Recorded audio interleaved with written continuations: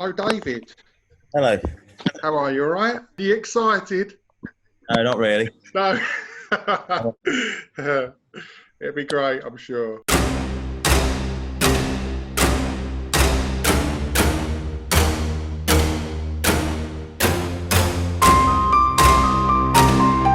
can hear you. How many we got? Oh, we've hit the 60 participants tonight, so I think that's really, really good. I'm very excited about that.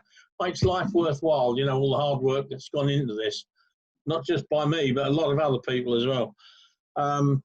So, without further ado, I would like to introduce the 2016 World Champion, Mr. David Woan, who's going to talk about his birds, and he's indoors because his laptop won't work out in the bird shed, but he's indoors with some birds. So hopefully he's going to show us how he pairs up and various things that we can ask him questions on, and we can do that. So David Woan, thank you very much. I'll leave it to you to start yourself off, shall I? Yeah, thank you, John. Welcome to everybody. You must have nothing to do tonight and then listen to me. I don't know, boring, but anyway. Yeah, I'm not really good at technology and stuff like that, so that's why I'm in the house, I suppose. And you know, I'll try and do my best. But some people will know me. A lot of people won't know me, but most people will know of me. But I've been breeding budgies since about 1977. I was at about 11 when I started, so and I've been in it all the time since then, and I've been a champion since 1989, I think, something like that. So, you know, I've done a bit. I've been around, been a judge, been on the council, been everything really.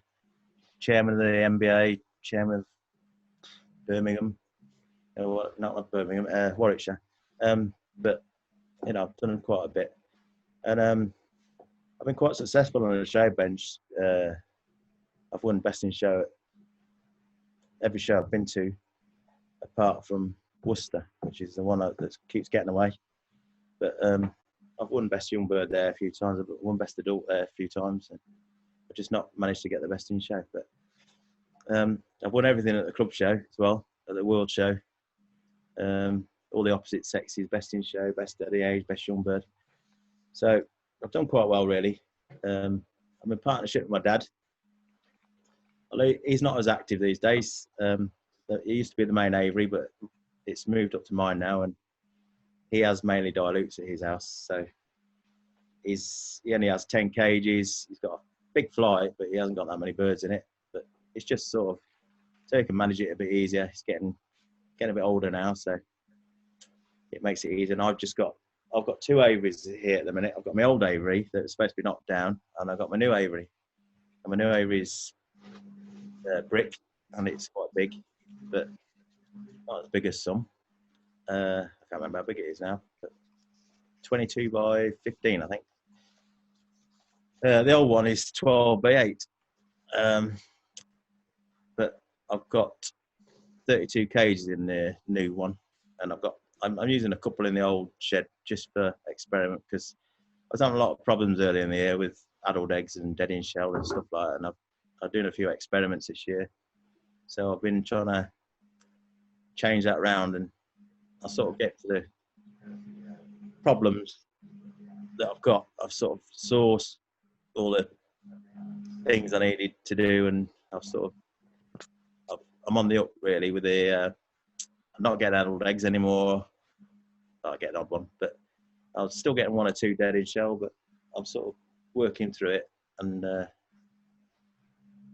it's humidity and stuff like that that's been a big problem, I think, in my shed, in my aviary. But I've sort of got on top of it now, and they're hatching a bit better, and I'm doing a bit better now. So that's took me 3 years to get that sorted out, which hasn't helped. But what I'll say is that anybody wants to ask a question, they can ask a question all the way through. I'll answer any question on anything, really. If you want genetics, Sam's better than me on genetics, but colour ID and stuff like that, you know, anything, pairing colours, IDs, anything really, anything BS-wise, anything I'll answer. But you Just Maybe ask the can I interrupt? A question Yeah, I've got for you, which you mentioned about problems with humidity.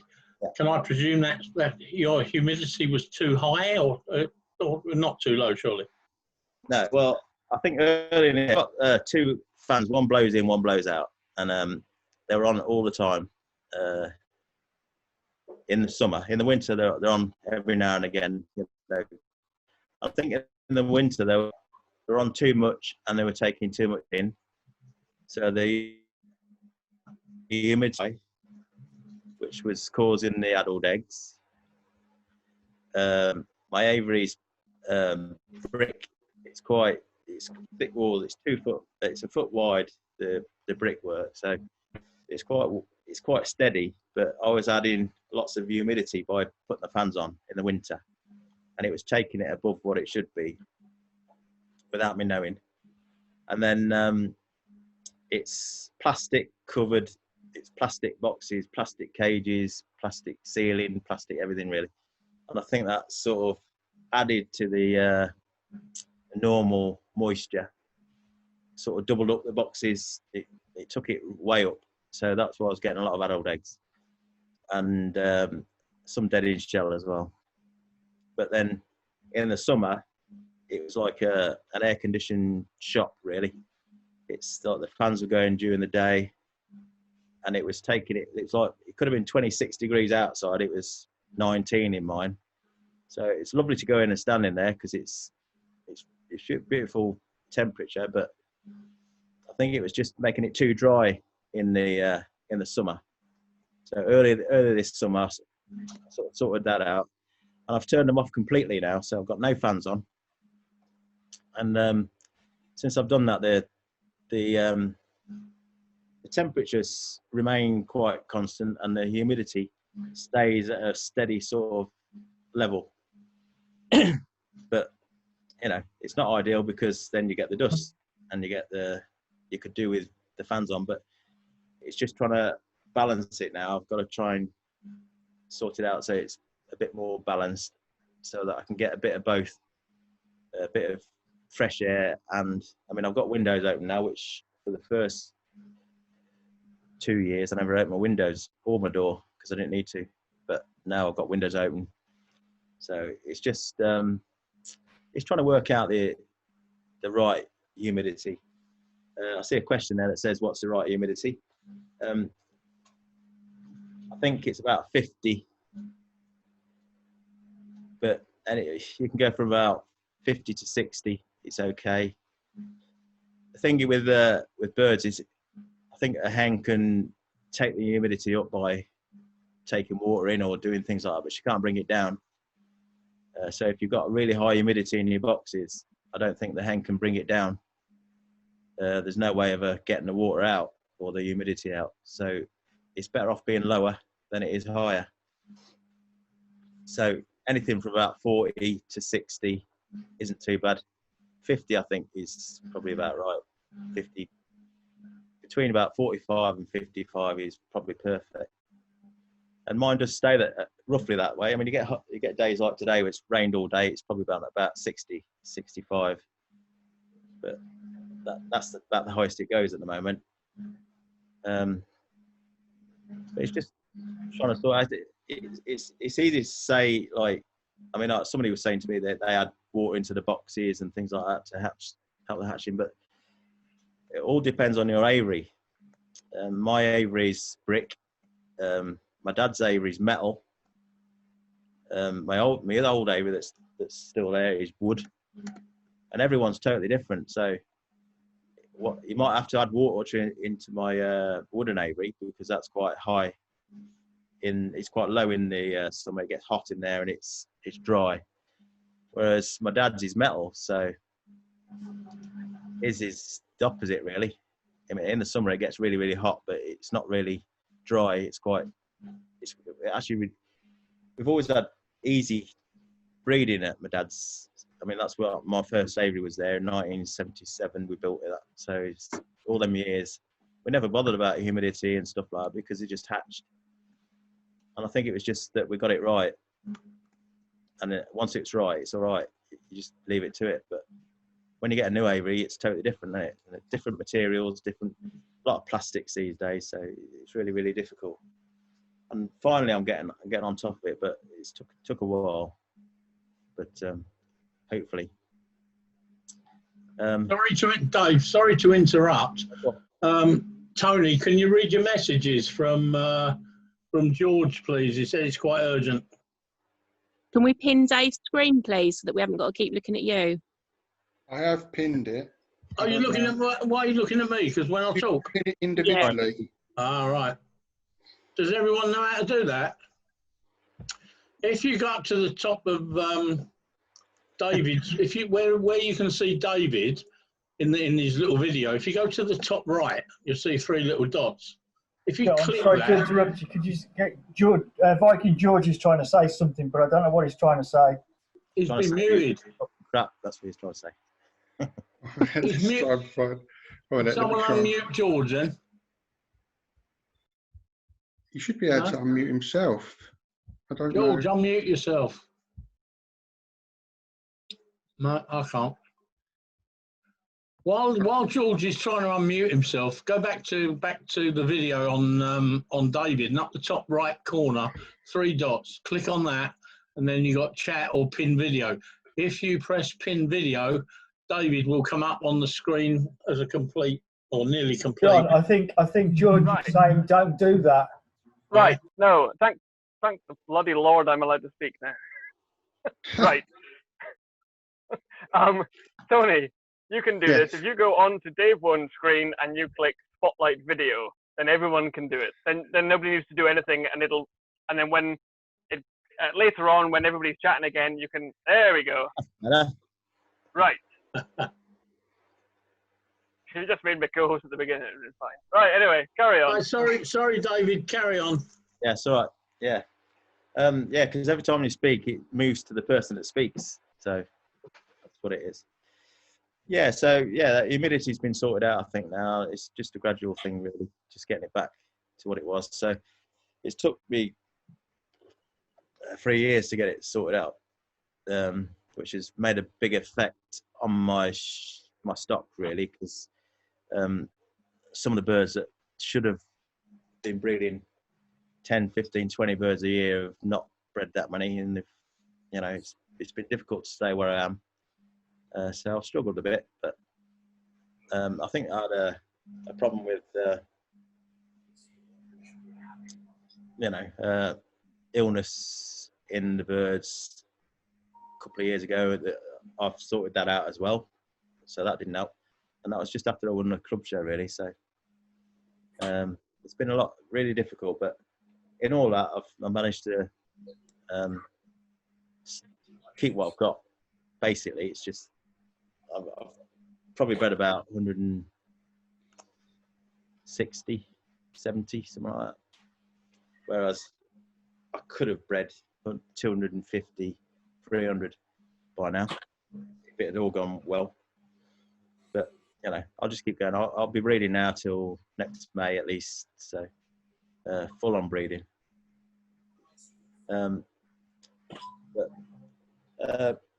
Main thing you have to, I suppose, is pairings and how I pair up, how I breed and stuff like that. And what I do if I've had a break, what I used to do was I used to work on a night shift and stuff like that. And I've got a photographic memory for all my birds, so I know what I've got in my shed. I know where they are, and if I think of a cockbird, all of a sudden loads of hens come into my head, and I can see them in videos and things like that. It's just if I go to somewhere and buy a bird, if they put a bird up that I really like, automatically my head's pairing it up. So by the time I've bought it, I know what I'm pairing it to roughly, or I know 2 or 3 hens that it'll go to, because everything's a video, so they all flash across my head, and I'm lucky that I can do that. So when I go and buy a bird, I know what I'm after, and when I get there, I can see what I want, and I know what I'm lacking, and I know what I can compare it to, and it becomes sort of quite easy, really. So I'm lucky, because I know not all people are like that. My dad's not like that for a start, but I think it's something you can improve on. But I guess I'm just lucky I'm born with it.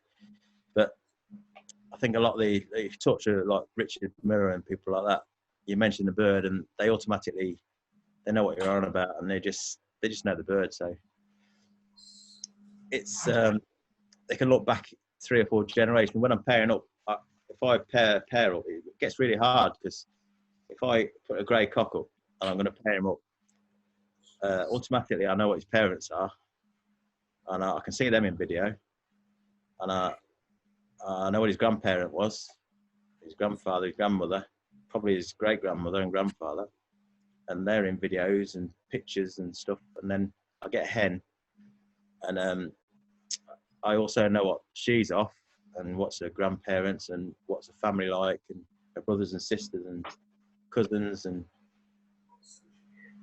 so when I pair a pair up, I'm not pairing a pair up, I'm pairing up history as well. So it can be a good thing, but it can also be a pain in the ass, because there's so many. If you're a perfectionist, really, everything you see is a problem. So you think, well, the grandparent might be flecked, so I need a clean end.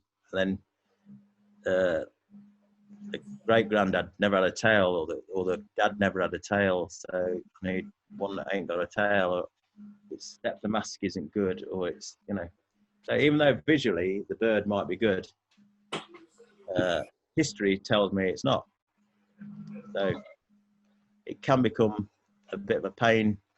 It can be a good thing as well, but it can be a pain, because you don't just look at 2 birds and see 2 birds. You look at the whole history of birds, and it does get a bit confusing. So sometimes I go in an aviary and I've got 4 cages spare, and I'll go to pair up, and 2 hours later I'll come out and I haven't paired any up, because it's just been one of them days I just can't see anything. And if I can't see anything, I won't pair them up. So some days I go in there and I'll pair 10 pair up easy, because I put a pair in and I know that's a pair. But when I look at a bird, I don't just see a bird. I see the whole bird comes into my head. So you look at size of head, shape of head, back skull, deportment, depth of mask, size of spot, flecking, feather problems, feather size, feather type, opalescence, everything sort of. Within 2 seconds, I've looked at the bird, and I just know everything about it, and it's what it lacks and what it doesn't lack, which can be difficult as well, because then they've all got faults. They've all got too many faults, and it's difficult to ignore the faults when you're like me. If I've been to pair beginner birds up, and it's really difficult for me, because I find that there's far too many faults, and I'll say I never put 2 faults together. But when you first start, you have to, because that's what we've got. You just have to try and make the best of what you've got. I don't. When I'm pairing up now, I won't put 2 faults together. I won't put. If a bird's small, I won't put it to a small bird. It has to go to a big bird. If the bird's got crap depth of mask, I'll put it to a deep mask bird. I can't put 2 together. Otherwise, I'll put them in a cage sometimes, and I'll keep looking at them, and then I'll go in the next day and I'll kick them back out again, because it's just not me, and I can't do it. So it can be difficult as well as being good. So the first thing I do when I pair up, generally I get a cock bird, and I'll put him in a show cage, and whatever he is, he might be a grey or whatever. I'll look at him, and all I see is faults. I don't see all these good points. I just see faults. So.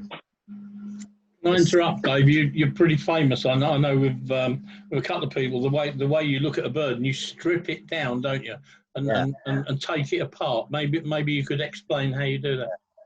Well, when I see, if you see people on the internet, especially, and people at shows, and you know, they'll look at a bird and I'll see all these comments that we saying, "Oh, it's wonderful, wonderful, wonderful," and all I can see is it's got no bat skull, it's got no depth of mask, it's got a horrible mask, it's just got a cap, and I think sometimes people can't see past a good bit, and it's like you see a bird, it's got a nice head, and you think, and they're all saying how wonderful it is, and I'll be sat at home thinking, it's got a decent head, but if it had a big body, it'd have a small head, or if it had a bat skull, that head would be even better. It would be wider and bigger, and I think when I was younger, I used to go to a friend of mine, Eddie Beard. He lived not far from where I live now, but he was a really good stockman, and he taught me quite a lot. And one thing he did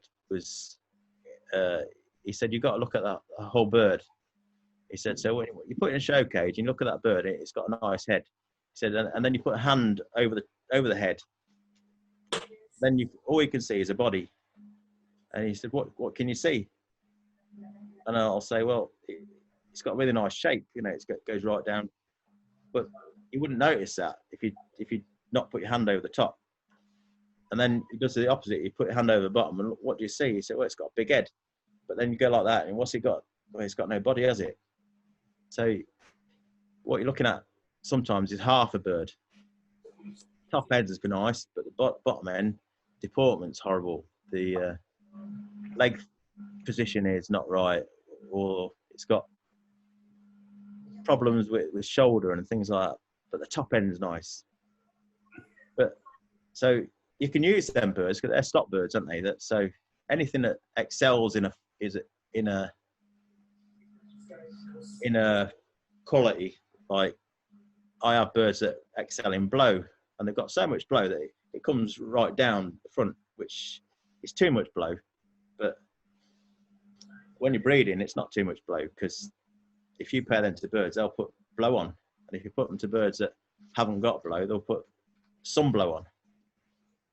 Hopefully it'll have nice blow. It won't have the blow that he's got, because he's just got too much. It's like you get some of these real big birds, or big shouldered hens and things like that. They've got really good shoulder, but the heads look a bit small. But that's because they've got nice bodies, but the heads can't match bodies. So what you have to do then is you have to try and find a cockbird that's got that head to match that body. It may be small, but he's got that head, and he's lacking the body. So sometimes you have to mix and match. But what you have to do when you put a bird in a show cage, first thing you do is strip it down. You look at its head. What shape of head has it got? What depth of mask has it got? What bat skull has it got? What width has it got? Is it wide here? Is it narrow here? Is it wide here? Has it got height? And you sort of strip it down bit by bit. I mean, I can do that in seconds, but you just got to look at every bird individually, and you look at its depth of mask. Has it got really deep mask?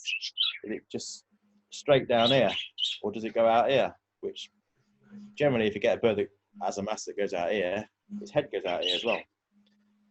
If I have a bird that's mask is right in, generally its head goes right in, or its shoulder goes right in, its face goes right in. But it might be wide here, but it's not wide here. So you have to try and look at all the individual bits. It's like feet position. Does it stand up off the perch? Does it slouch on the perch? Because I mean, I'm known for having quite big birds, but some of my birds aren't that big, but they've got the right feet. So the feet are, instead of sitting on the perch, they stand up on the perch, which adds half an inch to the top. So they're quite big birds, but when you add another half an inch, they're touching the roof of the show cage, which is quite impressive when you see it. If you've got a bird that slouches a bit, it could be a big bird in your hand, you know, you feel it, and it's quite big. But because it sits awfully, it looks like a small bird. So when you're pairing up, all them things come into your mind. And when I pair up, I generally put a bird that stands well to a bird that don't stand well. I don't put two that don't stand well together because I don't like them. I see a lot of these like European birds and things like that, and they've got fantastic heads, but you take the head away, they've got no body, they've got no shoulder, they've got no deportment. I mean, you get them over here as well, but if you have a nice shaped bird, it makes all the difference in a budgie. A bit like McGovern's grey, you know, not the biggest bird in the world, but everything was in a nice place. Everything is in proportion. You know, it wasn't the biggest grey in the class, but it's a show bird. It sits there nice. It's got a nice back line. It's got a nice style, and it generally you get a lot of birds in a show that are excess, and it makes them ugly because they've got too much of one thing and not enough of the other. Whereas like the grey is a balanced show bird, and that's generally what you want. But you know, it's just being able to strip it down means that you just got to be able to look at them bit by bit, and then you've got to go in and find a hen that fits that bit. So I don't do faults together. If a bird's got a crap mask, it won't go to a bird with a crap mask. It has to have a good mask, otherwise I won't pair it. Because I think a lot of people talk about feather, and they say about you know, what type of feather is it? Is it a buff? Is it this? Is it that? Well, I tend to look at mask, and mask tells you a lot, because if you look at a bird with a good mask, if it's got a really wide mask, it's generally got a wide feather. If it's got a really deep mask, it's got a really deep feather. If it's got big spots, generally it's got a big feather. You don't really get a long thin feather, can't have a big spot on it. But if a bird's got a really high mask, it means it's got a really short feather. So mask can tell you a lot about a bird's feather. And if you pull a feather out, I generally pull them out the breast or something and match them up and look at them. It will tell you a lot about the mask. Tells you a lot about what you want. If you've got a bird that's got, if you've got a bird, there's one in here actually, I'm going to show you that. But sometimes you get these multi-spotted big spotted birds, and the masks are up here, and they look like, if I'm ever going to show that, I'm never going to be able to spot it. It's just spots everywhere. Well, I'll never ever put them two together.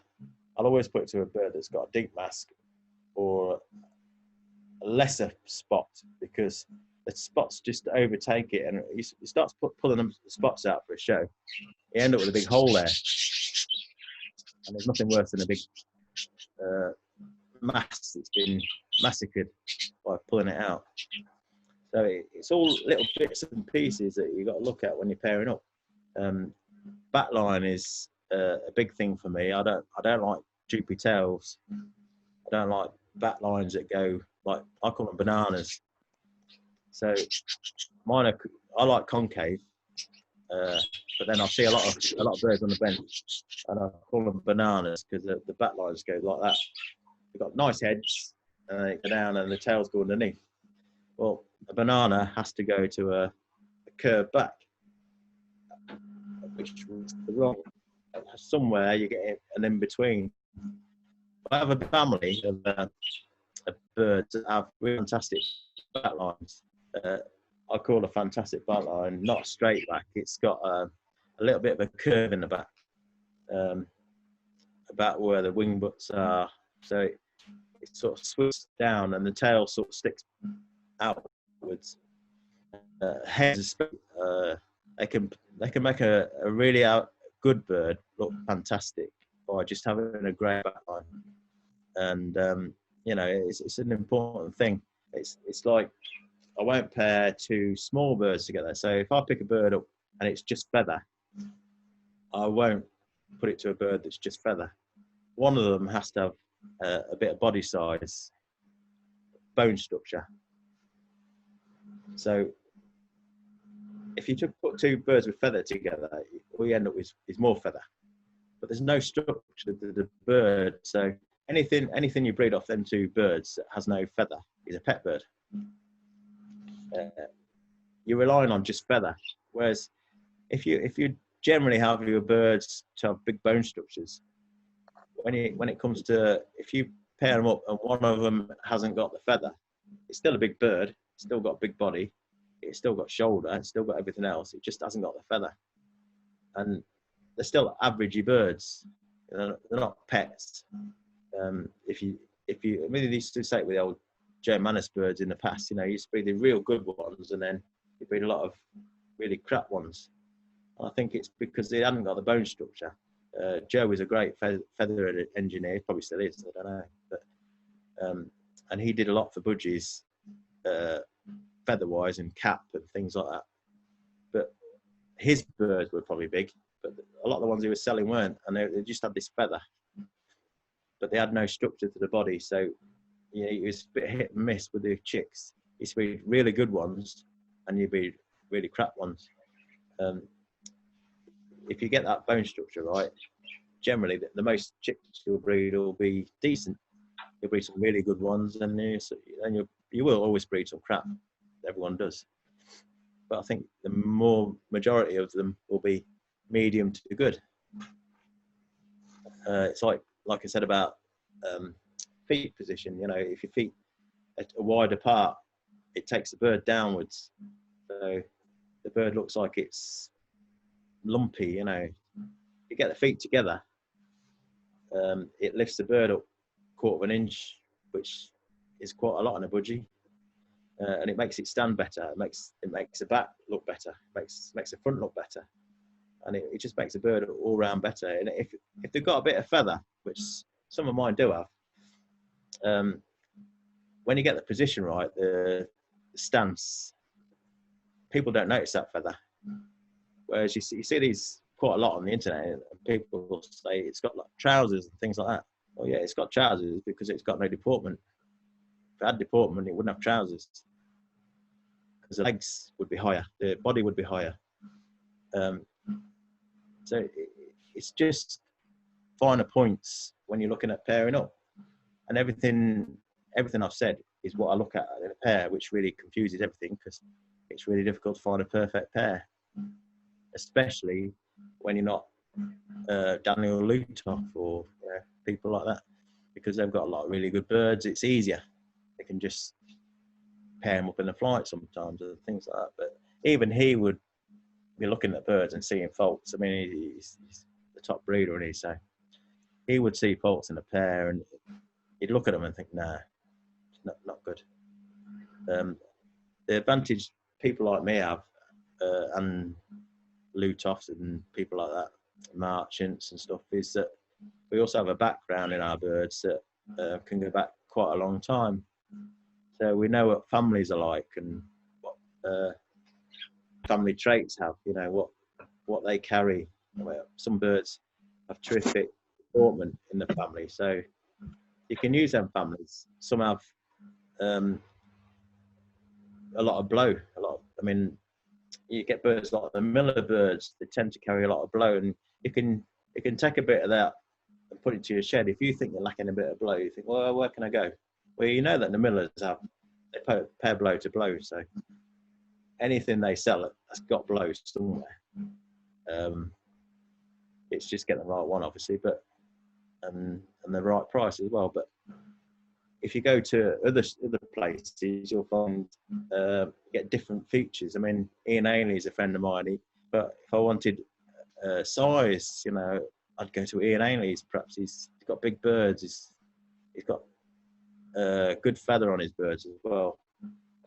Wanted a bit of feather and a bit of blow and stuff like, you could get to like Darren Snell, for instance. He's got fantastic feather on his birds and fantastic heads on them. He probably likes a bit of size, and he's putting that in at the minute. But for the other features, he's great. But we cannot all have everything at one go. It's like I haven't got perfect birds. I've got some good ones and I've got some not so good. But I think in my shed I've got everything, but it's not the same bird.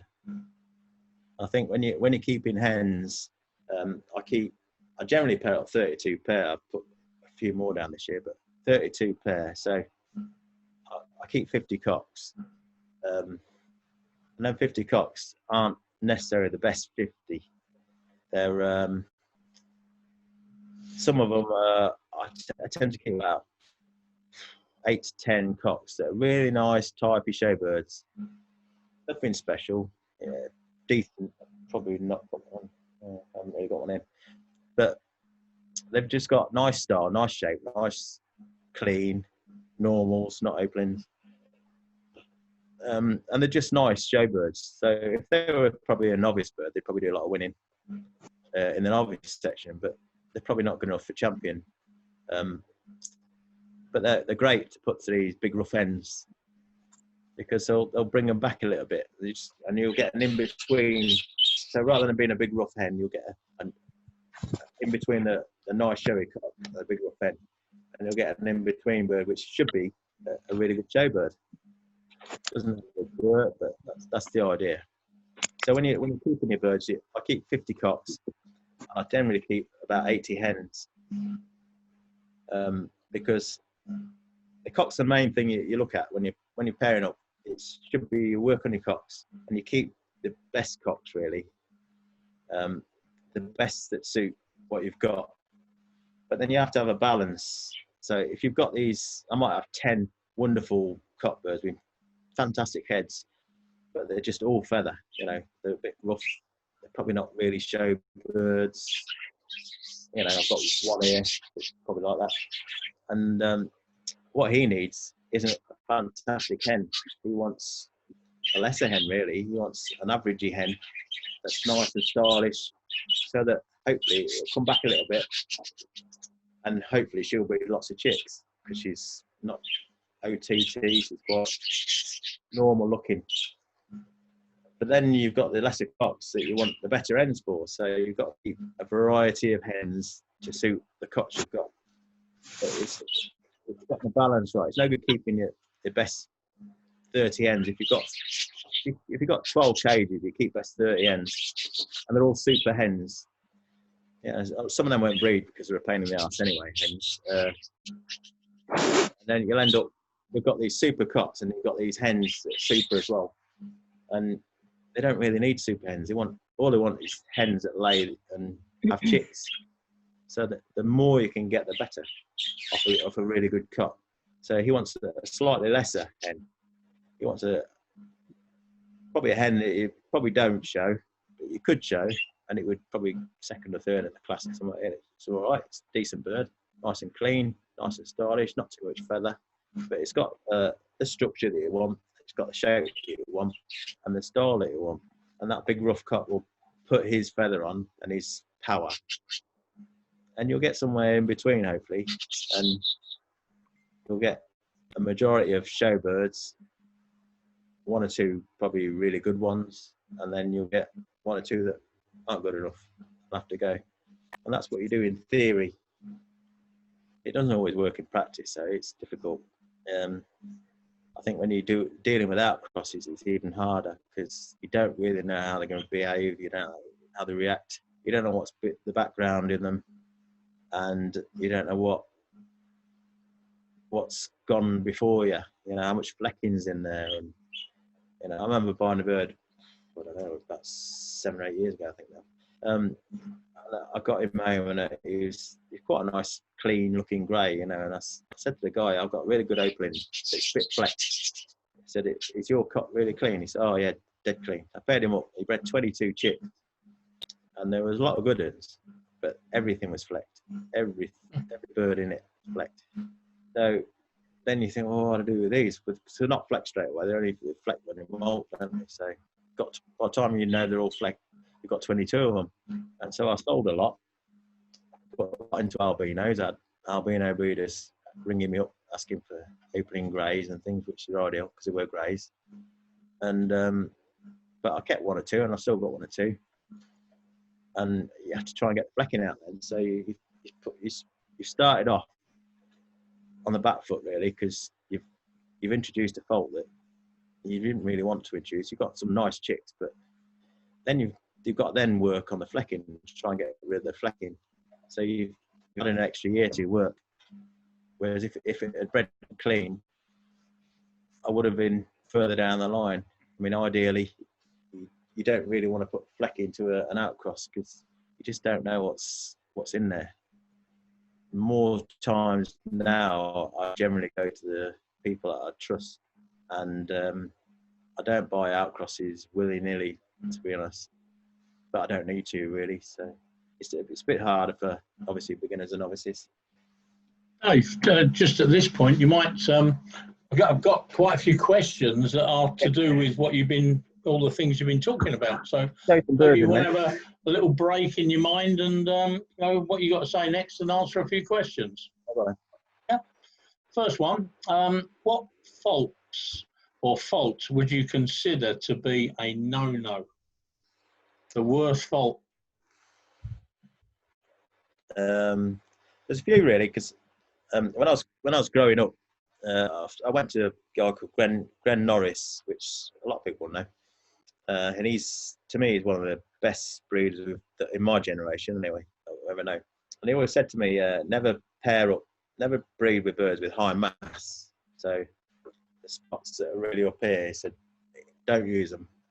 And it's difficult sometimes, but I try not to use them. And if I do use a bird, I don't use a bird that's really high mass. I keep looking at it thinking it's got a nice head. It's all right, but that mask, and it just really puts me off. And I remember talking to Nicola a while back, and we were on about mass, and I said my ideal is, I call it a necklace, really. You get this like necklace of spots, one ear, you know, one up here, and it looks like a president's chain, and it just looks really, really good. If I had a really, really good bird, that's what I'd pair it to. But I would never put 2 short mass birds together. Feather faults as well. I've got 1 or 2 tails missing. I've got 1 in ear that's got a couple of flights missing on one side, which isn't really a thing I like to use. And they've got to be really good for me to use them, and he's really good. But other than that, birds with flights missing, I'll put it with a tail missing, but flights missing, I don't really like using them. Opalescent normals I don't really like using. Fleck normals I don't really like using, because I think when I've got some, by the way. I think once a flecking gets into a normal, it's obviously worse than it is with an opaline. If you breed a nest full of opalines and normals, generally the opalines will be fleck, normals will be clean or clean looking. Once it starts getting into the normals, I think it's worse than it is if it's in the opalines. So that's it really. Them sort of 3 or 4 things. There's nothing really other than that I wouldn't use. Okay. But as usual, I suppose it's don't breed, for instance, fleck to fleck. You know, yeah, you can use one fleck bird to a clean one sometimes, can't you? But yeah, you don't want to be doubling up. I see people on the internet. I was talking to a guy on the internet not too long ago, and he put a flecked opening to a flecked opening. And I don't understand what you're doing. He said, I want to try and get a mass deeper. You know, I'm trying to get, but if you double up on that flecking fault, then it'll probably take you 3 years to get back from the flecking fault, and in which case you've then lost the mask again. So it just seems to be all you're doing is to try and take off years. You're adding years, so it's really difficult when you deal with flecking and stuff. I mean, I've got too many fleck birds, probably, like a lot of people really, but it can be difficult if you start putting fleck to fleck. It just means you're fixing that fault, aren't you? And it's going to take you a couple of years to get it back out again. By the time you've got it out, you're back to square one again. It's like I used to breed Lutinos, and people used to say you got to use these grey greens and things for your Lutinos, and what I would say with Lutinos is I used to put normals into them, but I'd use opalins, obviously. I try and use dark greens, I try to use spangles, but I'd always use the best coloured lute to start off with, because I think you've got a starting point, and if it's one's rubbish, 10 is really good. If you can put a lute that's got a 9 or a 10 colour, if you put a normal in it, it might drop to a 7, the chicks, which is still all right. It's still decent colour, and then you've not far to come back again. Whereas if you put a 5 in the colour level to a grey green, it'll probably drop down to a 3. So it's really wishy-washy Lutino, and then you've got to try and get back to the 9 again, which you can't get back. It's just by the time you got back, you've lost everything you've put in. Yeah. So it's just using the right ones, the right thing. The faults can be sometimes you can breed a fantastic bird, and you look at it and you think, oh, I've got a fantastic bird. It's got no wings, but it's a fantastic bird. But by the time you try and get them feathers back in, and it just ends up, you've lost everything you really started with. You've wasted 3 years just trying to get that thing. Whereas you sometimes a slightly lesser hen or a lesser cock you breed slightly lesser, but then you can build it up.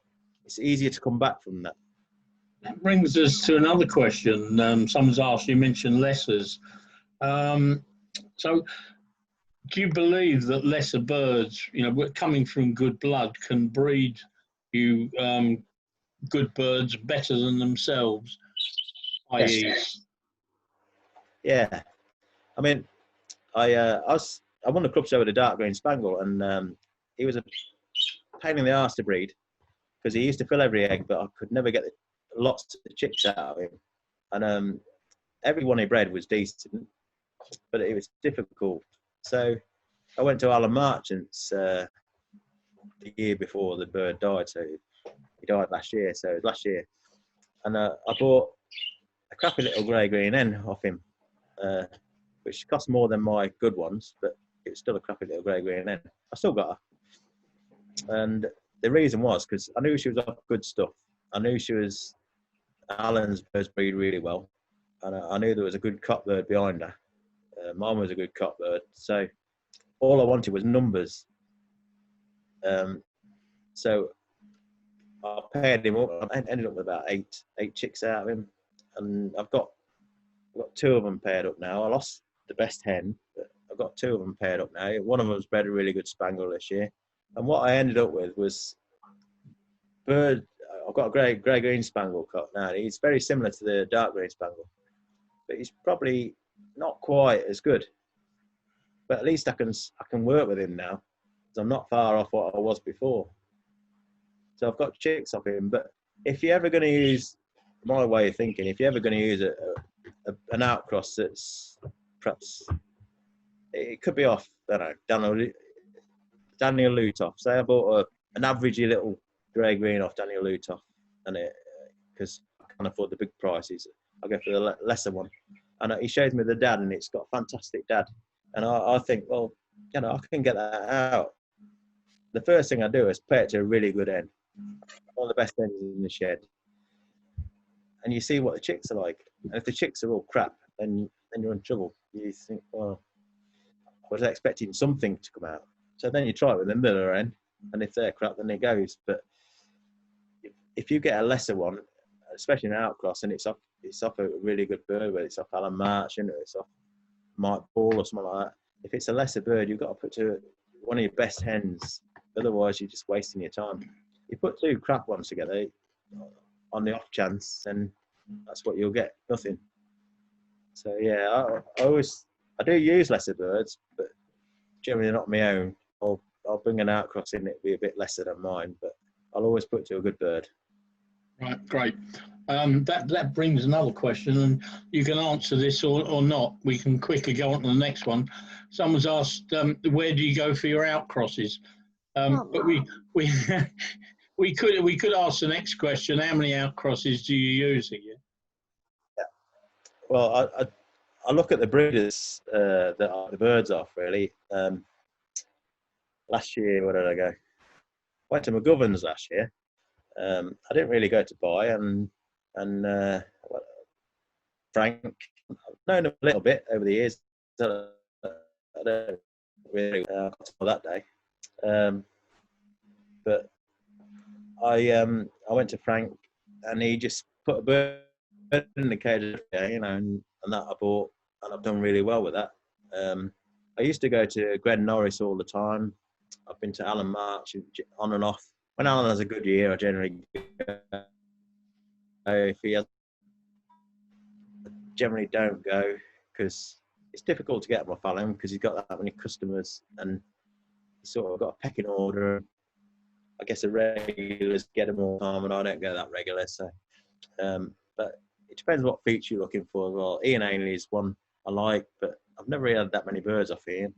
Miller's I've used, but I've not so much success recently. I've got 2 birds in the shop at the minute.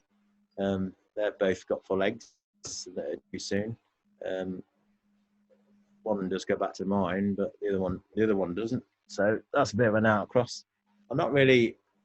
All I look for with a bird is, at the minute, I'm just for an outcross because my birds are what they are. They're stud birds. I'm not looking to start a line of Lutoff or start a line of White Ball or start a line of somebody else. I'm looking to improve my own. It's a bit different to a beginner or a novice. He's looking to move his stud a certain way, or he wants to breed birds like Mike Ball breed. So he tries to get into Mike Ball's blood because his own isn't very good. Whereas I'm looking as a champion of a long time. I'm looking to up my bottom end, up my middle end. You know, I'm looking to just put a bit of fresh blood in. It's probably got a little bit of a feature that I think I'm lacking. So, you know, there's 1 or 2 breeders around, but so how many? Sorry, I was going to say the other question is how many outcrosses would you buy a year? I generally, if I look at probably 3 a year, maybe. Okay. Sometimes more, sometimes less. Okay. Next question. Changing the subject slightly. Well, no, maybe not. Someone's asked, what's the best thing to improve a stud? So maybe if you've got a beginner or novice stud and he wants to improve it and try and bring it up some, and he's saying, is it size that most beginner studs need, and then get the size in and don't worry about the bits and pieces until after you've got the size in, and then like building the house and then add the windows afterwards. Is that the best way of doing it? My always my saying was build a foundation of a bird first. So the first was the bone structure, but as you go, if you're a novice, I used to be one. I used to travel around and I'd go to I got a friend up the road. He used to let me have birds every year. And I ended up going to like Norris's and people like that, you know. And I'd always look for feature really. But what you have to remember is if you go to my house and buy a grey cock and it's a really good grey cock, you take it home and you think, well, I've got all these birds far better than anything I've got. So you've got to think, well, what do I do with it? And it's how you use it that makes a difference of what happens. So if all your birds are really small and you bring this big bird in, you compare it to a hen and it's really small, you'll probably end up with average size ones, small ones. So what you've done is diluted my blood, and you've diluted size, you've diluted everything that I've got fixed in my shed probably. You've sort of diluted it a little bit. So then what do you do a year after? You pay it to one of your own again, and it's not got size, and it's not got a head, and it's not got anything else. So then you breed pets, and you think, well, I paid a lot of money for that bird, and then 2 years down the line, I've got nothing. Well, no, you weren't have, were you? Because you've just diluted everything you've got. Old Fancy said to me right at the beginning, is that what you're doing is fighting nature. When you're trying to breed good budgies, you fight nature, because nature wants to breed pets. You've got to try and breed the opposite of what nature wants to do. So you're fighting it all the time. And if you just took them in a flight and let them breed themselves, within 20 years, they'll probably end up being pets again. It's only by selective breeding that we keep fighting it.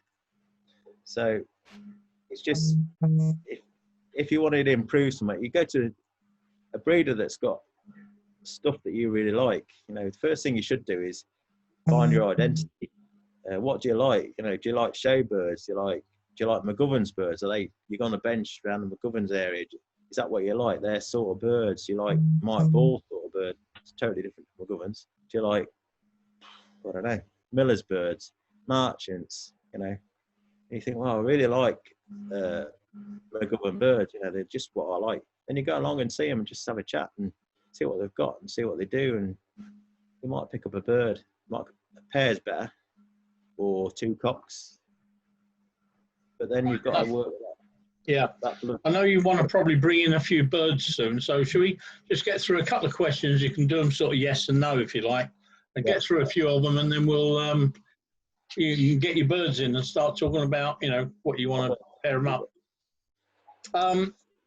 Do your larger birds mate on the perch or the floor? Always on the perch. The only person I know whose birds breed on the floor is Nicky Bird. I don't know why. Weird. Yeah. Weird. It wasn't her that asked the question either. No. Can you tell a good bird at the barhead stage? Generally, yeah. You can usually tell in the nest. I mean, I've got a grey green at the minute. It's in the box, and it's off my best grey. Well, one of my best greys, not my best grey. And you just look at it. You pick it up, and you think, yeah, it feels good, that, and it looks really good. And generally, that's what. Not always. I mean, sometimes I was looking at some the other day, and they get like little feathers coming out here. They look like eyebrows. They look like Denny Seeley. Yeah. I write on the card there, eyebrows, EB. And I wait to see what they look like when they're older. One of them's crap. And I thought, you know, that might be good. And sometimes you look in the box and you see one with a lot of down on. You get a nest. I remember the first bird I got off Alan March, and it was a grey green cock. And he had about 6 chicks in the box. And one of them had down coming out of its neck, and it's everywhere. And I thought, I've never seen that before at that time. And then when it came out, it was a super bird. It's better than the dad, and it made the dad look a pet. The others were just ordinary birds. This was different. And every round they had one like that in it, and they always were the better one, always a good one. So birds with a lot of down are always a good sign. Yeah. Next question: how long do you wait for a hen to lay? So you pair them up, stick them in the cage. How long, if she hasn't laid, how long before you give up on her? Too long, sometimes. Yeah. It just tends to be one of these. I've taken ages to pair up. I get a pair, and I think I ain't split. I'll get another week, and then it's actually it looks like she's going to lay. I'll give her another week, a month maybe. I heard Nicola snigger in there. Yeah, she waits about 3 days. If you haven't laid within 3 days, she's got them out again. No, that's a lie. I wait 2 weeks. But then pet birds breed easy, don't they? That's the difference, isn't it? So. Here we go. I'm not going there. Just ask him whose outcrosses were from this year. All right. Okay. Anyway, back to the questions. How close would you go to pair a pair of birds that complement each other really well? How close would you go family-wise? I think it's different. If you're a novice and you bring a bird in and you've got nothing really, you're struggling to get a family established, then I think we need to sometimes pair a bit closer. Whereas when you get to my level, we get a shed out there.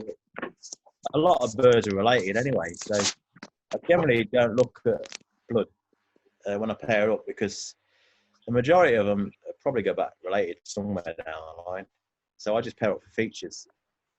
So you know your birds well enough. You know your birds well enough not to put a brother and sister together without looking at without looking at your book. I certainly wouldn't put brother and sister together. I wouldn't put half brother, half sister. Cousins is the closest I'd go. Right, lovely. I paired a pair up now. It's a club show winner's son to a club show winner's granddaughter, and that's quite close for me. That is. So I just think once you do it the first year, then where do you go from there? You know, you've got. Yeah. Well, that was two different hens, was it? Yeah, two different hens. Yeah. Yeah, but if you do it the first year, that's okay. In a new stud, someone that's trying to make the way up, it's a way of building them features up in a family to start with. But then where do you go? You've got to go back out again then. But when you've got an established stud like I have, you don't need to do that because they're probably related anyway. So, you know, I don't do it. Okay, thank you. Next question. This is probably bringing us into bringing your birds in. Really, when you're pairing up, is the cockbird more important than the hen? Yeah, generally the cockbird is the show bird and the bird you're working for, and he's the one that could breed for 3 years and perhaps, if you're lucky, breed 25, 30 chicks and take your stud further forward and do what he is. But you know, sometimes I'll get a hen. If I get a really good hen, I'll pair her up first. I'll pick her, and I'll find a cockbird to suit her. Because usually they're a pain in the arse, so they don't really need the best cocks. So it's mix and match. But generally, the cock is the one you work on. If you work on cocks, I mean, I used to always say it was cock to cock. You know, you're pairing cock to cock. That's what you're doing in theory. That's what we all do, really. But not as simple as that. Right. Okay. I don't know if you want to carry on because we've done an hour. So I don't know if you want to bring a few birds in and talk about pairing up, and we'll go back to questions later. Then, but when do you want to break? Sorry? When do you want to break? Tell me when you want to break. And well, we've had. Should we have a 10-minute break there? We've done an hour. I can see us going on to 10 o'clock anyway. But should we have a 10-minute break now? Can do. Yeah. Yeah. All right. Everyone get the kettle on then, and we can talk between us. John, we don't have Kevin on the call today. Kevin, he is here. Kevin who? Kevin Eatwell's quiet today. That's good. Kevin, yeah, where is he? Yeah, it's kind of strange. A little different he without him. He is here. He's just I don't know, silent. Yeah, right. Having a bit of time off. That's what he's doing. He's normally talking all the time, isn't he? Yeah. Well, that'll be next week. Oh, yeah. So he's enjoying it while he's not. Yeah. Mind you, I enjoy it. Come the show week, and I don't have to. I'm not host, am I? So I can enjoy the show because half the time you're chatting away, and it's lucky I know. I know a lot how you think anyway, so I don't miss a lot. But while you're chatting, sometimes I'm having to do other things, you know. So Kevin's pretty much the same. So come the show, it's Kevin and George up there that take over from me, and I think it's a really good. Them two work well together, and it gives me a week off, and it saves you lot looking at my ugly mug every week and listening to my mouth. Who's put That was the main reason for doing it, to be honest. I know. I thought I'd just mention it. Just Hey, John, so that you know that I know. Ian Stanley, that's a wonderful photo. Is that your garden? Hi, John. Oh, he's got Ian. Is that Ian? Yeah. I have a question. That's a lovely photograph of your garden there. Go John, on then, I had a Tony. question. Go on, Tony. Oh, sorry. Hey, John, were you able to see the question I had for David?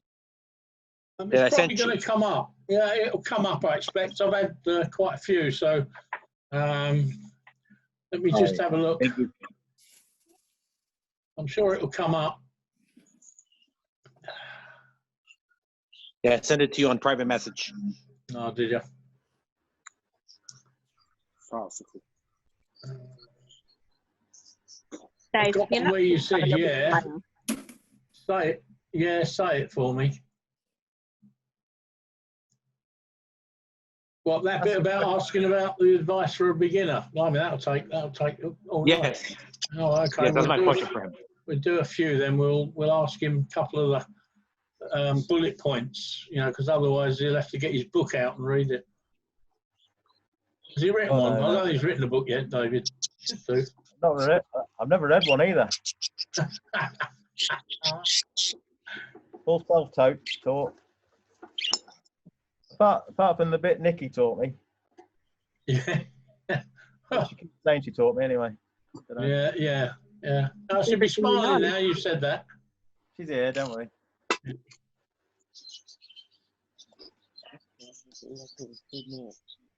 Can you see them birds all right? A bit out of focus. In fact, they're very out of focus. That's the bandwidth. That's the bandwidth problem. You're not going to fix that. No, great. I can see him. Yeah, That's perfect. Well, I can see him all the way to California. Yeah, we can't see the whole bird though, so you'll have to go back a bit. Yeah, I can that'll see do. it. Yeah, I that's don't all know right. what I can do. I can move them nearer when I'm about So to. you got a pink one and a green one. Yeah. Yeah, I mean, we can see the birds and we can see the shape, we can see the colours, we know what the mutations are. So Yeah. yeah, I think so. I bet you don't, Dad. I bet you don't. I bet you Well, it's don't. probably- well, it looks like a suffused yellow on the left-hand side, hen, I'm guessing. And is it not? No. And on the right is an opaline, opaline cobalt. No. No, all right. See, I don't know then. Yeah, We'll right. we'll leave it to you then to tell us what they are. Tell me when you're ready. Yeah. Well, the one on the right is, well, it's left on your screen, isn't it? So, is the internet any better, or do you not? Can you not tell? Not really. No. No. I think it's good though. Yeah, it's probably them. It's probably him in Scotland. You just can't hear anything in Scotland, can you? What are you on about? What? Well, I can hear in California. I used to It's go even to farther. Scotland every holiday. Never had it. Terrible. Well, I was only about 10, so I hadn't invented it then. Yeah, Well, but actually, come on. If the dinosaurs are roaming about, I mean, that was a long time ago. You know, when you were 10. yeah. Dumfries and all that. I used to go. I think you can just go anyway. It's going to be as best as it's going to get if you've turned everything else off. Well, tell me when you're ready to start again, and I'll start. Yeah, Go on, go you for might it as before well it go. stops speaking again. Yeah, go for it. Brought 4 pair of birds in. I think, yeah, some of them are paired up already. This pair are paired up this week. They've not got trimmed yet. I put them in a cage together and see how they get on for a few days. And if they're getting on really well, then I'll trim the bums and I will leave them a week and then put a box on.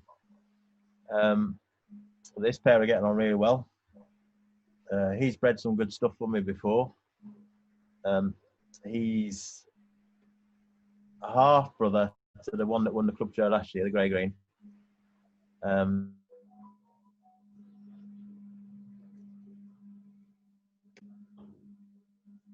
But it's not. And the hen is a You grey might yellow. have to restart that, and we lost you for about 10 seconds, Dave. Yeah, right. He's a violet sky blue. He's a brother of my grey green that won at the club show, half brother. Hello. And she's bred some really good dilutes and splits. And the reason for pairing these up is he's got a super head. They're not big, they won't show in the house because they don't show in the house. But he's got a really fantastic blow. But he tends to, if you put into anything that's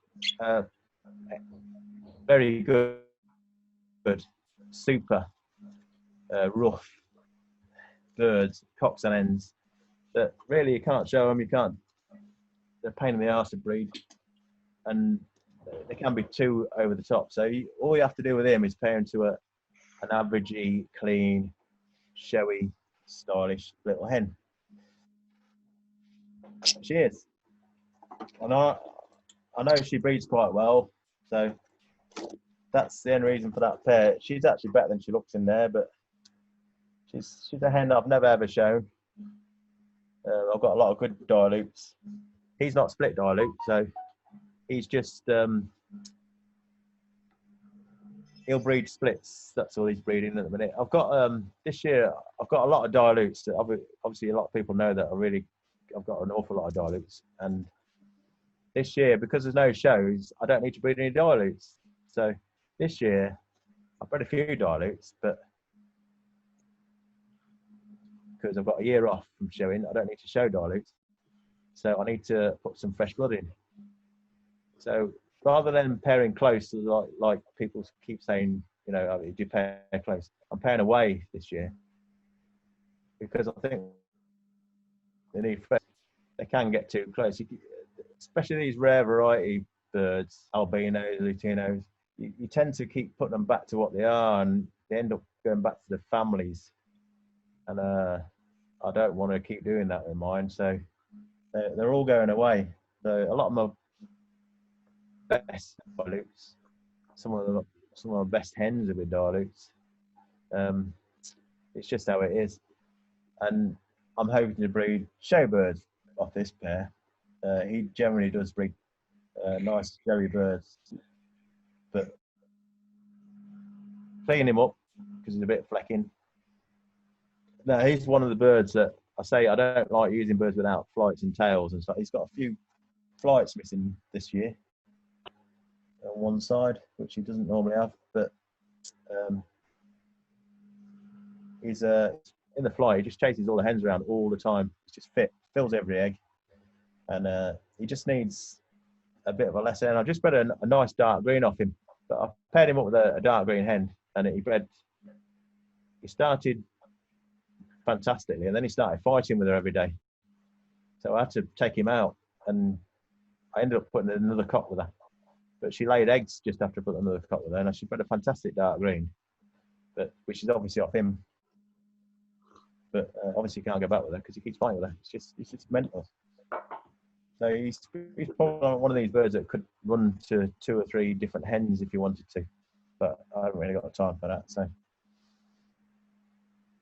all there is with them ones, he's got, when he plays, he's got a fantastic head, and which he does normally, but he's not doing it today.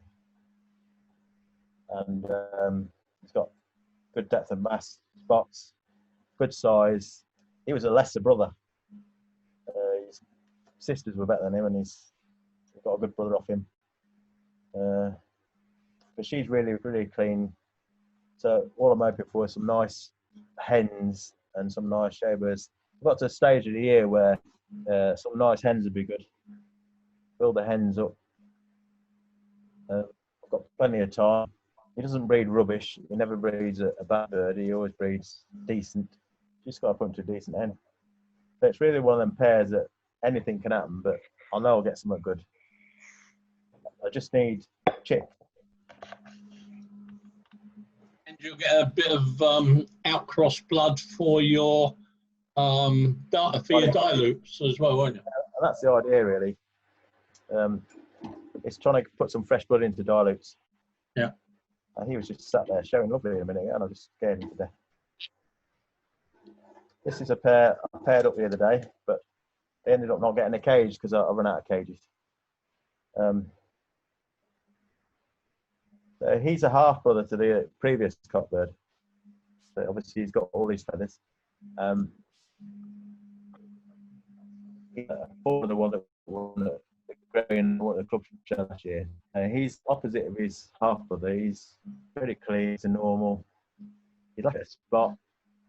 Does show he's got his style. His back line is perfect. With a little bit of curve in the back. Almost perfect. But he's got a nice front. When he goes and looks at you, he's got a nice front as well. Not feather, nothing nothing too over the top. Fills eggs for fun. So the hen he's got is a mated hen. She's actually got dilute in her. So is he.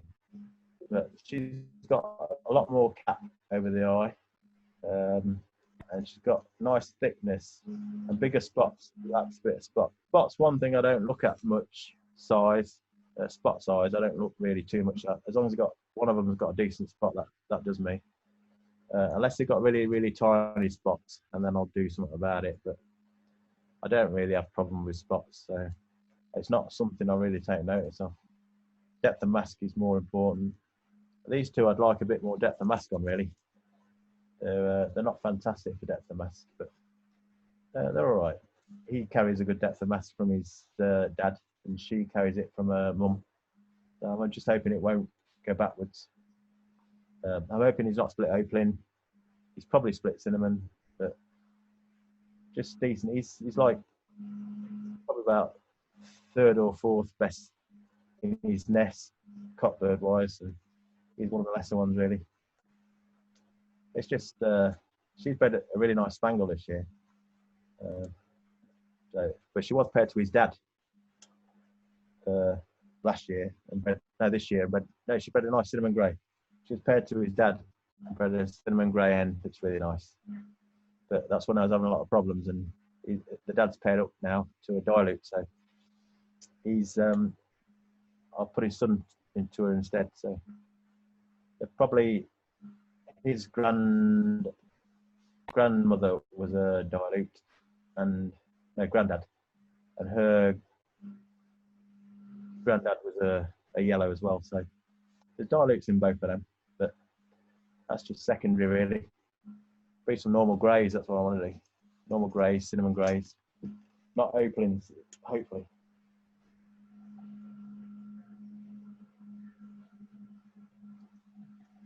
Another pair here that aren't sitting. All a bit nervous being in the house. These are two young ones that I've not paired up till a couple of days ago, and they're probably about 9 months old, a pair of them. They're not very old actually, but I'll try and get him up if I can. But she's one of my own stock. She goes back to the club show winner on a mum's side. He always looks a bit scruffy, he does, but when he just sit and blow, he's got a fantastic blow. He's not doing it at the minute, and he's got really good depth of mask. But he lacks a little bit of thickness, which when she's relaxed, she's got a bit more directional feather above the eye than he has. Again, they're there to breed normal greys, normal yellow face greys, blues, and she's a lovely hen, but she could do with a deeper mask really. That's the bit I don't like about her, but she's just coming to her age now. She's just been chasing a few cocks about, so she's just old enough. He's fantastic when he sits and blows. One of the best showbirds I've got, but obviously they're in a house. He could do with a bit more power, the cockbird.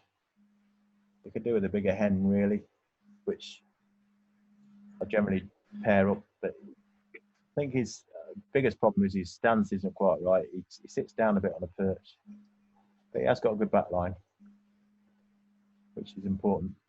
He's scruffy at the minute. I think all the birds you've shown us, it stands out, the deportment and the way they stand, and in particular the cockbirds. Well, they're generally not showing, so yeah, they do look better than this. But again, out on the floor, so I'm gonna get them up. This is a young cockbird as well. This one, I've not paired these up yet, but I haven't got a cage. This cockbird's never been paired up. He's quite young. It's quite rare because he's an opaline. I don't have many opalines, cocks. ain't gonna get up. So. Tell it's not show season. Well, they're sat here lovely. Well, I wouldn't show either of these two, so that's probably why they don't show. But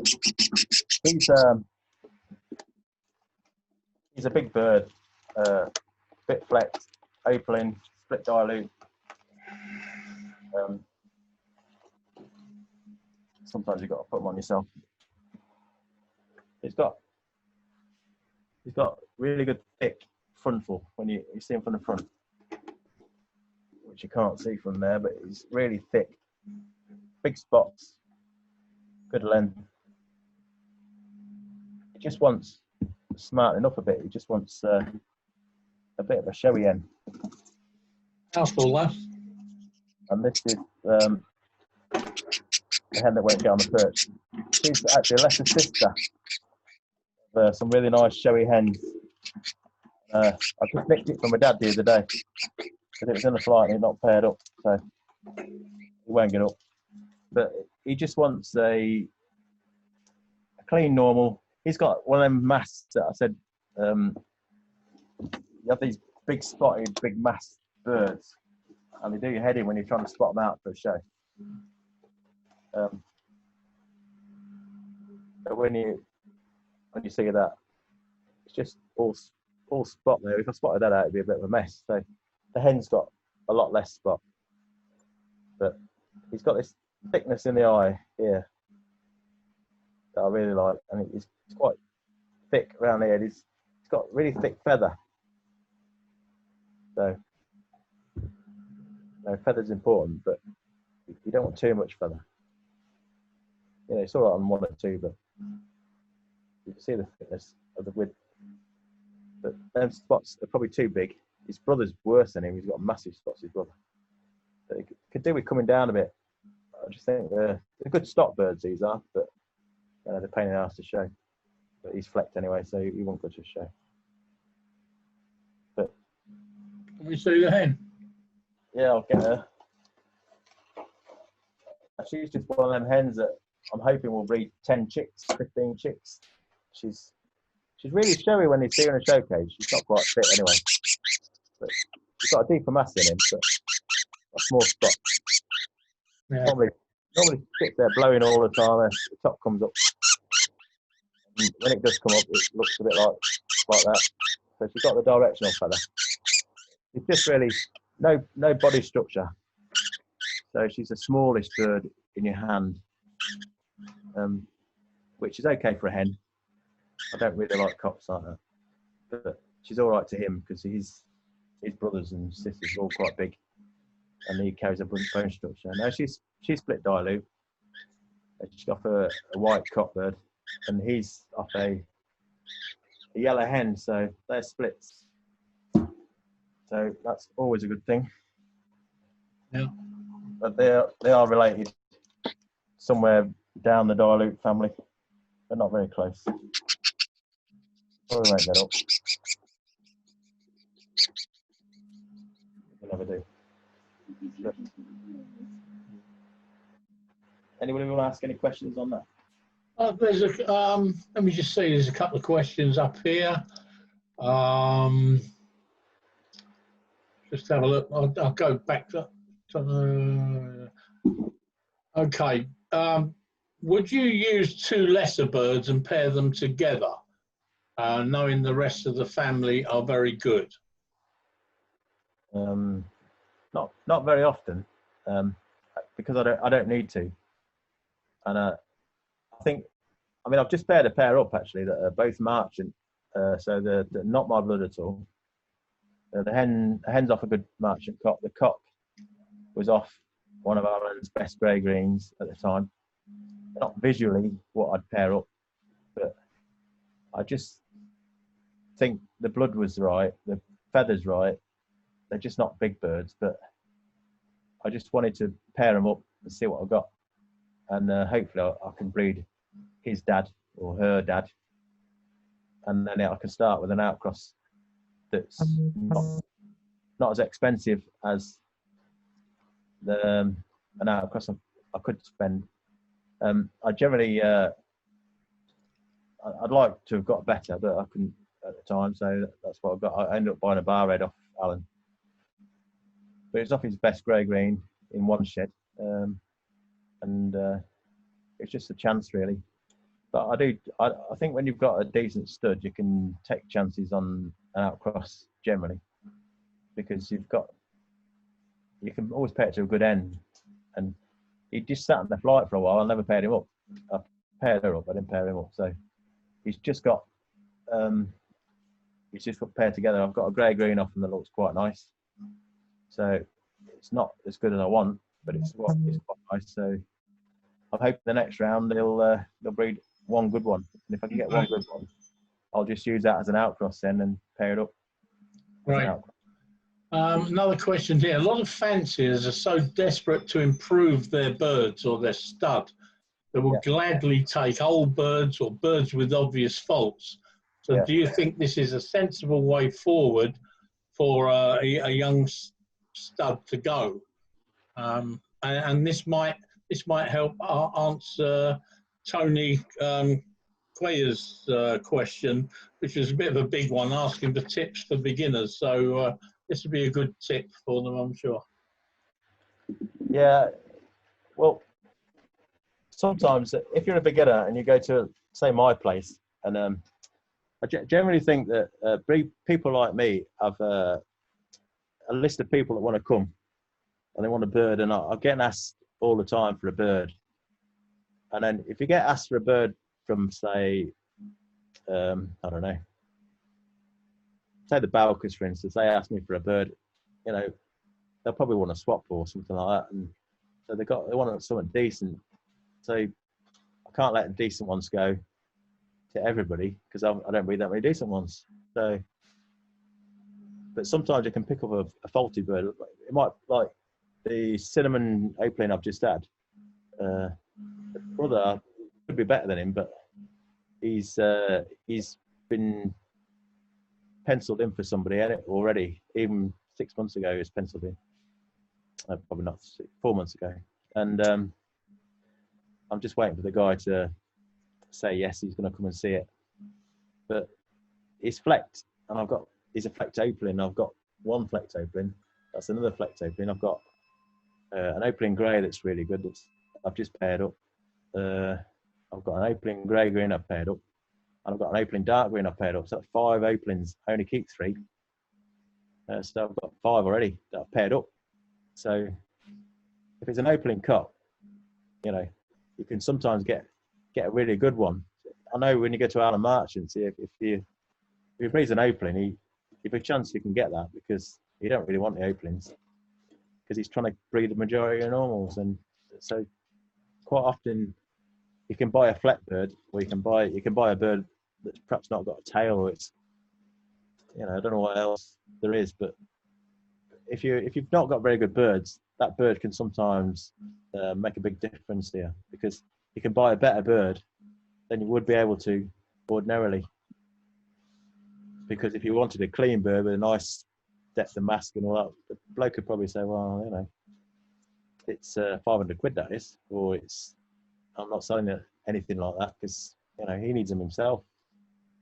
I get a lot of messages from people that they'll say, I want a grey like your greys, and, you know, think, well, yeah, so do I. You know, I want them as well. We don't breed hundreds and hundreds of sales birds, so it's difficult. People, they always want better. They always want a good one, and there's not that many good ones to go around. I think when I was started up, there was a lot of big studs, and they were breeding. I mean, Ernie Sixton probably bred about 1,000 birds in the day. You know, and there's a lot of people like that in the day, and you could always get a bird. But modern times, there's no big studs that you can get lots of birds from. So, you know, Chris and Alan used to be 500 birds a year, 600 perhaps between them, maybe 700. So you could always go and get a bird. Chris doesn't do so much these days, and Alan doesn't breed as many. So that 100 birds that he used to sell, he's not breeding them anymore. So it's a bit more difficult to get an outcross. And then you've got the regulars that go, and they take the good ones. So sometimes you've got to take bits and pieces.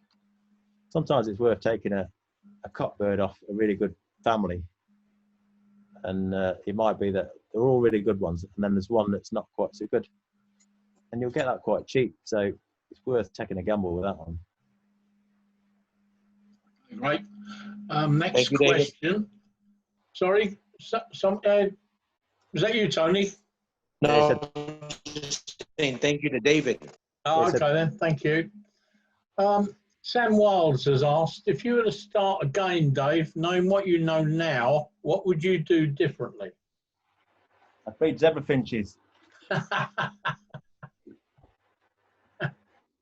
I think what I say to people that if I was to start again, I'd start with perfect birds, and I'd work. I wouldn't. That's in the past. I took too many birds that have got like faults that are, you know, tails missing or flights missing and stuff like that, or flecked. And I think I should have took less of them or none of them. Taken an extra couple of years to get where I got, and then instead of having to weed them out, I wouldn't have had them in the first place. So, but I think you've got to be a decent stock man to just keep buying average stuff and just improve it all the time. It's difficult. You can sometimes, like I said, buy a really good bird that's got faults. So, you know, it probably would have took me a lot longer to get where I got. But then it might have been easier in the long run. Okay, different birds here. I've got a question from Jerry Gormley, and he asks if you have any plans to breed white wings. Yeah, I've got a good white wing actually in the shed. I've got white wings. I've got yellow wings mainly. I've got white wings as well, but most of my white wings and yellow wings are grey, greens, and greys, and they're an accident really. So the difficult bit then is to try and turn them into sky blues and light greens and dark greens, and I go for budgie first anyway. So gradually I'm getting. I've got one white wing cock that's really nice, and I've got a couple of yellow wing dark green cocks this year, and they're at my dad's. And then I've got some splits. I've got a really good sky blue that I'm hoping to get away tomorrow. That's split clear wing. I've got an opening green that's split clear wing. I've got quite a few that are split clear wing, and I can use them. Is your intention to put them into dilute? Yeah, well, you could use dilutes to improve clear wings, but I class them as dilutes really. But my intention now is to build a family of clear wings, but I'm not going to just pair two clear wings together just to breed crap. So I have to do it the long way round. I have to breed the budgie first, and then get the clear wing come out, and then I'd rather breed 3 clear wings that are really good than 23 clear wings that are crap. And that's the way I am. So yeah, I'd rather take a bit longer. Okay, thank you. Kevin Roger asks, what age do you breed young hens and cocks? Yeah, young hens generally 7, 8 months old. They're active. Young cocks, I tend to leave a little bit longer, 9, 10 months old if I can. Some cock birds are really fit and bouncing. Some take a bit longer. Right. Okay. Kevin Eatwell asks, in the cages you were using, those perches look rather short. Are they some sort of special design? I know the answer to that, but I have to ask you because it's been asked of me. They're a gimmick to make your birds look bigger. That's what they are. Yeah. That's what you needed. And they work. What they do is make the birds stand at the front. Every bird stand, apart from the ones that won't stand at all, but they all stand at the front. And they're obviously Nicky's perches. And I got a free trial because there were a few offcuts that had gone wrong. So fit these and see what you think. So I did, and they really work. Birds quite a lot of birds sit at the back of the cage and you end up like hunched down and all that, but they can't do it in these cages. So they generally sit at the front. They're quite happy sitting at the front. The ones that sit. Right, thank you. They work. I wouldn't pay a lot of money for them though. So, No, members of the Dartford Club only pay a £5, which is half the price of the BS price. yeah, it's good. I've sold out of all 200, so we're not doing any more. You're gonna leave. Well, I mean, they're not selling as well, are they? Because obviously now, because there's no flipping show season. No, because I've taken them off the market. No one's training the birds. You got them, haven't you? You don't need them again. You only got them once. But they do work. Yeah. What have we got here? From Kevin Eatwell. So pair two related letters from a good stud and use the best offspring as outcrosses as opposed to the letters. Does that make sense there? I think I know what you mean. I guess if you let's say Daniel Lutoff, for instance, he's obviously got a good stud of birds. Everybody breeds crap, even Daniel. Everybody, we all breed crap. So you can always pick up a crap bird off a really good champion, I suppose. And if you buy two crap ones, put them together, you might breed a good one. But you might breed more crap, might you? I don't know. If you're limited with money, I mean, Daniel Lutoff prices aren't cheap, so you might get a crap one cheap or crap two cheap. If you can't afford the proper prices, then it is a way out, and sometimes it comes up. I remember I went to Harry Ockaday came to me a few years ago, and I just won opposite sets at the club show, and he'd got some decent birds, but you know, he was looking for hens really, and he asked me if I've got any hens, and I said, yeah, I've got a grey-green hen you can borrow. Its sister won opposite sets at the club show, and he said, well, that's all right. And so he said, I don't know what I'm going to pay it to. And I said, well, you were second in the class at Birmingham. I beat you, but yours was better than mine, and I really liked it. So he said, I'll pay it to that then. So he paid it to that, and that cockbird that I really liked, he ended up breeding a lot of really good birds, a lot of best in shows. But the one he bred off mine, he only bred one, and it was a Malta, and it wasn't very good. And he said, I've got to keep it because of what it's off. So I said, that's all right. And I was hoping to get one back. And then he sold up, not last time, the time before that. And he said, come and get this bird. He said, it's, you know, you might as well use it. So I went to get it the day he sold up. His birds were being collected by Alan Adams that day. He turned up when I was there. And I took it home, and it wasn't very good. But I thought, well, his dad is really, really good. I know his dad had bred a lot of really good birds. So, and the brother was a Sky Blue that I really, really liked. So it was finished second in the club show behind Freakley's Sky Blue. It won the club show. So I thought, well, I've got to try it. So I put it to a really good end, and I bred crap, to be honest. And everything was a French Malta. And they all grew back. And I thought, well, what do we do now? So I kept the best couple of hens and let all the others go. And I went back to Harry's birds, which was now Alan's birds. And I bought a son of the Sky Blue that I really liked, which would have been the cousin. And I paired them up, and I bred 10 chicks, and most of them were crap, but there's two really, really good ones. And all I did was get rid of all the crap, kept the two good ones, and one of them was related to the club show, and you know, it won a lot of CCs. The son of them won a lot of CCs, and I had 2 or 3 of them.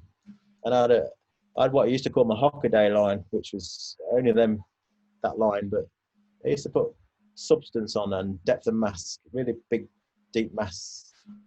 And I used to call them the Hockaday line. They're nearly all light greens and Sky Blues. And the club show winner was down off that line as well, so he had a bit of that in him. it's sort of blended into the rest of them now because I didn't go back and get any more. I just use a picture to improve all the others.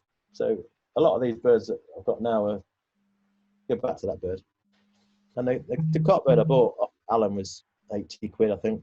So it was a nothing bird really. Harry's was free. So I ended up breeding a fantastic light green. So nothing at all really. It's just using blood. But if those chicks, when I paired them back up, when after I bought the cock bird, if they'd have all been rubbish, the whole lot would have gone. I'd have give up. You can't keep living in the past. You've got to keep moving forward. You can't say, well, maybe next year it will come out, and then next year, and then if it doesn't come out straight away, then it's gone. It doesn't work. Before the next question, are you bringing any more birds, or have we seen them all? If you want to see some more, Yes, please.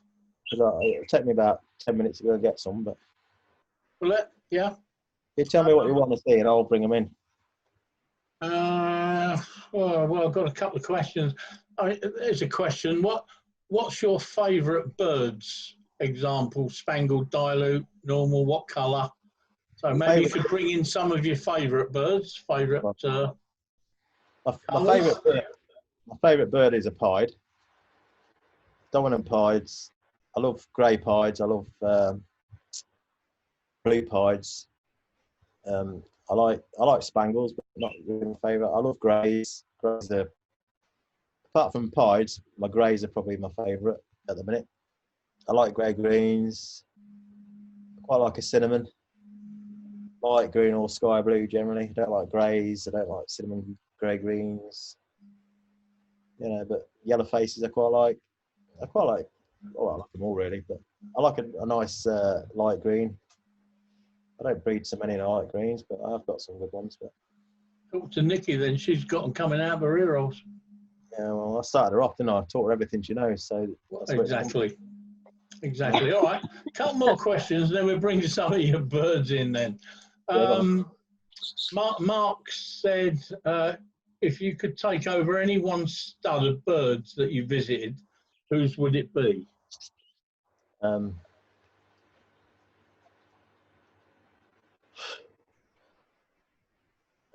don't know really. I quite liked Ian Ainley's stud. That I visited most of the best ones. I've never been to Mike Ball's. I never would. But other than that, I've been to quite a lot. I've never been to Arthur Piper's. I'd like to go there. I quite liked Darren Snell's birds when I went there. I like Brian Sweeting's birds. I like Michael and Richard Miller's birds. They got so many. I liked them when I first went. They were good. Alan's birds are good, but you know. So one stud, which would it be? Last year I went to Ian Ainley's and I thought they were a really nice stud of birds. There was a bad one there, and they were nice and clean. They were nice show birds, feather perfect, I think, and they were just nice, you know. And that's, I mean, I've known Ian. Ian used to buy albinos off me years ago. Ian, I've known him a long time. Ian, we got on really well, but before Scott was even born, and you know, we've always been friends. So yeah, Ian's birds are really nice. Yeah, well, I was with you on that trip, and I'd agree with that. More questions here. It's one for the BS, really. Do you think the BS should have a maximum size rather than the minimum that they've got? Well, yeah, I do actually, but I mean, they used to have a maximum size, 8.5 inches, and then suddenly it went to 8.5 inches minimum, because all these idiots on the BS thought they could breed all these 11-inch birds and 12-inch birds, and they thought, we'll change the rules. So, and now they're all moaning because they're too big. So years ago, you know, they did all these things for the better because they think they can do it. And you know, when you get whatever you change, there's always the Alform rods or the Arthur Pipers or the Buxton Match. They'll always be one step ahead anyway.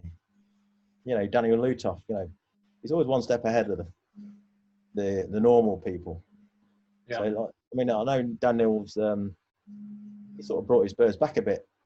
Well, he was like bringing them back when everyone else was still trying to get to where he was. He was going backwards, and he, you know, that's people like that are just one step ahead all the time. Okay. Tony Pringle asks, what are you trying to improve in your own stud? Hatchability at the minute. Right. But yeah, And in the birds themselves? I think I'm trying to breed more showbirds. More, I'm trying not to breed so many big ones, big rough ones, and I'm trying to breed more showbirds. So I've got quite a lot of young ones that I quite like, that are nice showy hens, stylish cocks, and that's what I want really. So does that mean then sort of bringing down the size of the cockbirds you're using, or maybe the hens are a little bit smaller, going back to the Harry Hockaday idea of pairing, you know, monster cockbirds to pet shop hens? No, not Harry's idea. Harry's bred different to what I breed anyway, but in theory, it's just trying to pair more showbirds together, and I have got one or two big rough ones, but they go to lesser anyway. I've always done that anyway. Just some years you can breed loads of cockbirds that are showbirds, and then the next year you breed loads of cockbirds and they're all stock birds, and you haven't really got a show team. But the year after, the show team comes back again, so you can't predict what you're going to breed. I can predict I'll breed good birds, but they're not always showbirds. So Okay, I love the showbird. I love showbirds. So. Yeah. Well, there's a few people bringing the birds back, isn't there? I mean, Lutoff for the last 4 years says he's been making his birds a little bit smaller and tighter. Just refining them, yeah, making a bit more stylish and yeah, a bit more showy.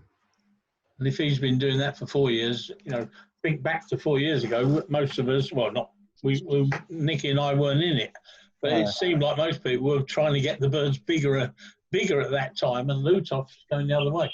Yeah, but he didn't tell you 4 years ago he was going to do that, did he? No, he didn't. No, Starts he's only doing just told us now, hasn't he? Yeah, he's 4 years in front of us now. That's what I say. You get people like Daniel Lutoff, and he's a genius really with birds, just like Joe Manus and people before him, and they're on a different level to most people.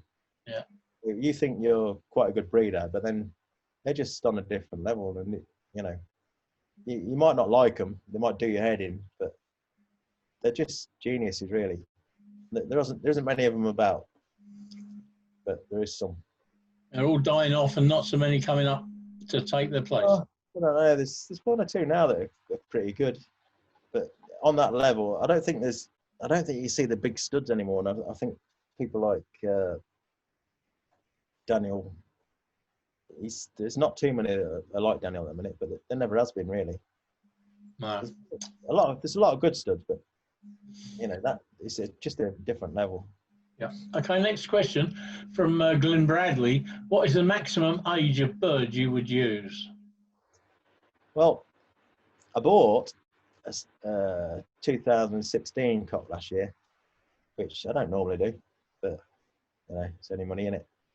And he just had what I wanted, and I bred really good stuff off him, so he's all right. And his dad was still breeding, so I thought if his dad's still breeding, he's probably got another year in him as well. So, and I've got a 15 cock paired up at the minute. He's got 7 eggs, and I think 5 are full so far. He's always filled eggs for me, and he's got a lovely style. And I weren't going to use him again, and I lent him out, and he went clear. And I just did it to prove him that I can still do it. I brought him back, and he filled every egg. So he's just like proof to myself that he is all right. There's nothing wrong with him. Yeah, maybe he just likes your shed.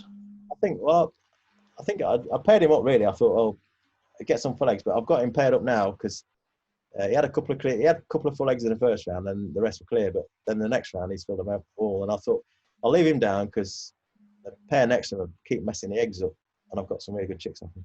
And I thought I'll just swap the eggs over because these will be clear. There's a bit full, but he's filled every egg, and they haven't. Yeah. So they got 6 full eggs under them at the minute. I think 5. So it's a 15. Whoever asked. He's a 15, 5 years Yeah. old. Yeah. James Wheeler has asked, would you use birds with dropped or cross flights? Yeah, I would, but not to each other. No. No. So it's if it's a fault in your stud, then no. But if I don't have many with drop flights and drop tails and things like, because I don't like it.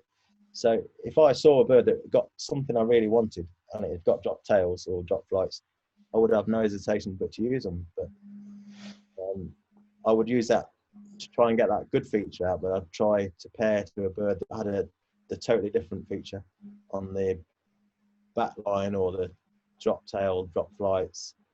It would be a fault that I would try and rectify, as well as trying to get the good fault out, the good point out. So yeah. And of course, you have to take into account that it's not necessarily hereditary. It could be just a fault in that one bird, and the babies he breeds might not have it. It's a bit like flecking. If your stud is really, really clean, bringing a fleck bird in ain't going to do you too much harm. But if you've got lots of fleck birds, you're bringing another one in can make it worse. Yeah. So it depends what you've got at home. So if you've got lots of birds with drop flights and tails and wings or whatever they are, you know, or they've got bad deportment, bringing another one is just adding to the problem, isn't it? Yes, absolutely. Right, Dave. Sorry, go on. It just swallows it up. Yeah. It just gets swallowed up in the rest of the stuff. Okay. David Davies asks, at the club show, numbers have reduced year on year, or they seem to most years. I think we did have a jump last year, didn't we? He said, what do you think should be done to increase numbers? I don't think it's at the right time of year, to be fair. I just think it wasn't ideal in November, but it was better in some ways. I think the problem with it at the moment is it's in October. So if I breed a bird now, it ain't going to get to the club show. If I breed a bird in May, it's not going to get to the club show. It's going to be too young. So you've only got 4 months to breed a good bird, really, to get it to the club show, unless you're really, really lucky. And the ones that are bred in January or December, by the time October comes, they've probably let them out to a couple of shows. And what's going to happen is their tails will fall out. So the year before, I had a really good dark green, got it to the club show, went to the club show on Saturday morning and its tails had gone. The year before that, I had 3 cobalts that had all won somewhere or their best young bird. The week before, one of them's tail dropped out. Then I took 2 of them to the club show, and both of them all dropped tails. So neither of them had tails come Saturday morning. And then, no, it weren't. That was the year before that. That year was the sky blue. I took a good sky blue. That was the same. Saturday morning I went round, tails gone.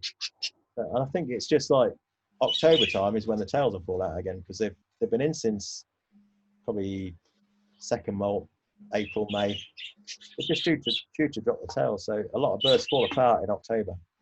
What do you think about this idea? I think it might start next year, where they're going to have 2 a year, or certainly 2 sort of club shows next year. Well, I actually proposed, I don't know, 5 years ago, that we should move the club show till perhaps June or May, end of May time, and have the club show as it's going to be next year, hopefully.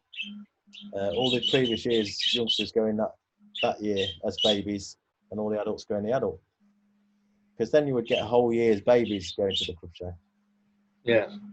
At the minute, when it was in November, you could breed a bird in May and still get to the club show. I mean, I bred 1 or 2 good ones in May, and I still got them to the club show in November. But you can't do it now. So you've only got 4 months babies to get there. if you don't breed them in the have a crap first round, you're struggling for the club show. You can't really. Yeah. Not going to get a lot there, are you? There's a lot of people that think that we should have, the club show, 2 club shows a year. The first one at the first show and the last show. So that would do it, really, wouldn't it? The last week of May would be probably the first show, other than Rares, and then obviously November, end of November, maybe mid-November would be the last open show. Well, that was another reason that I thought May, because you could get it out of the way. Probably all the other shows would drop backwards a bit. And then once it's gone, you ain't got to worry about it then, are you?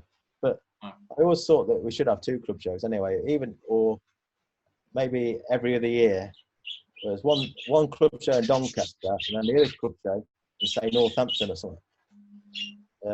Every other year. So that the people from the south, obviously there's a lot of people on there tonight from the south. It's a long way to Doncaster to bring a bird. But if it's in, say, Northampton, Luton or something like that, you know.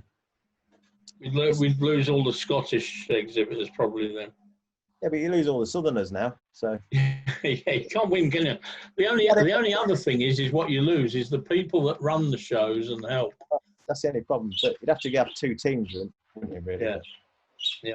Okay. It's unfair on the Southerners, that, like from Cornwall, that have to travel 9 hours to get to the club show every year. Yes, right. Yeah. What have we got here? I think we're nearly done. James Wheeler said, how do you deal with FM if you see it in early nests? Now, I presume he means FM often comes in late nests and people stop breeding and then that's it. But I think what he's asking, if you see it in the early nest, what do you do? Yeah, I'll just carry on breeding, to be honest. I tend to be really, really clean. If I see I'm starting to get French malt, everything gets disinfected, everything gets clean. I'll just work through it. If it gets really bad, then I'll stop. But I generally find most of them grow back. I try and keep them all separate. Anything that's got French malt, I keep separate. And I generally, I work through it. I've had birds that have been completely bold, not got a feather on them, and they've come back, grown every feather back, bred off them. One of them bred a bird that won 6 best in shows last year.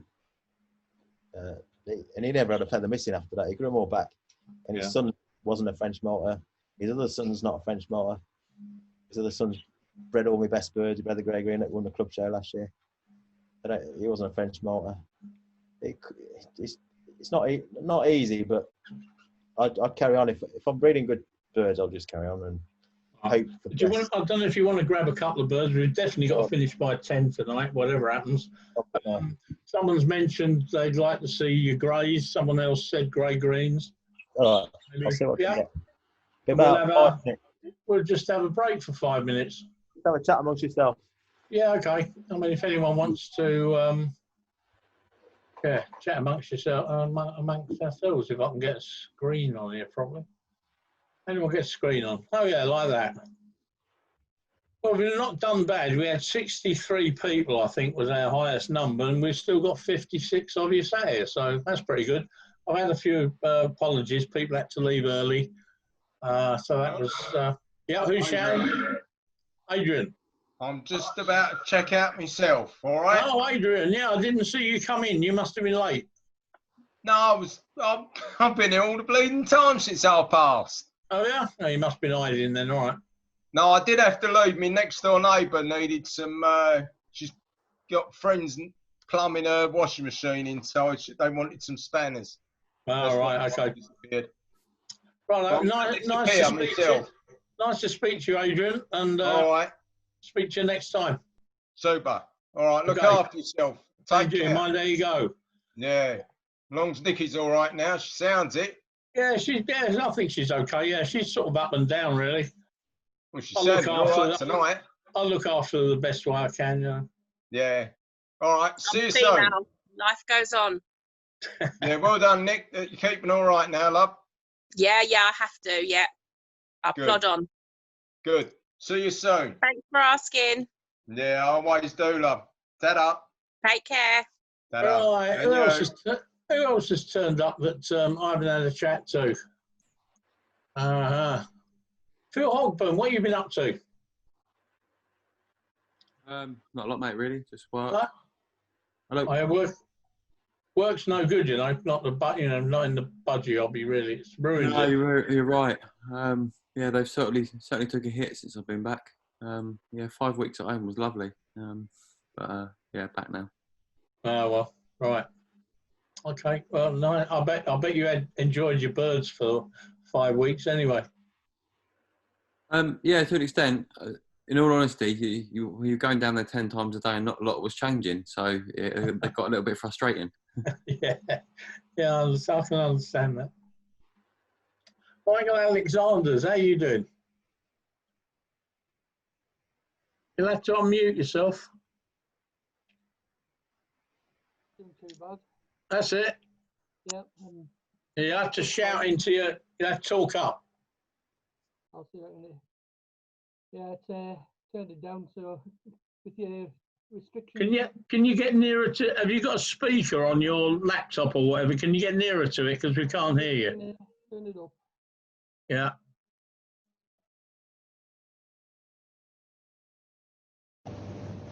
How's that better? Oh, blimey, yeah, perfect. Yeah, Right. so how's your breeding season gone then?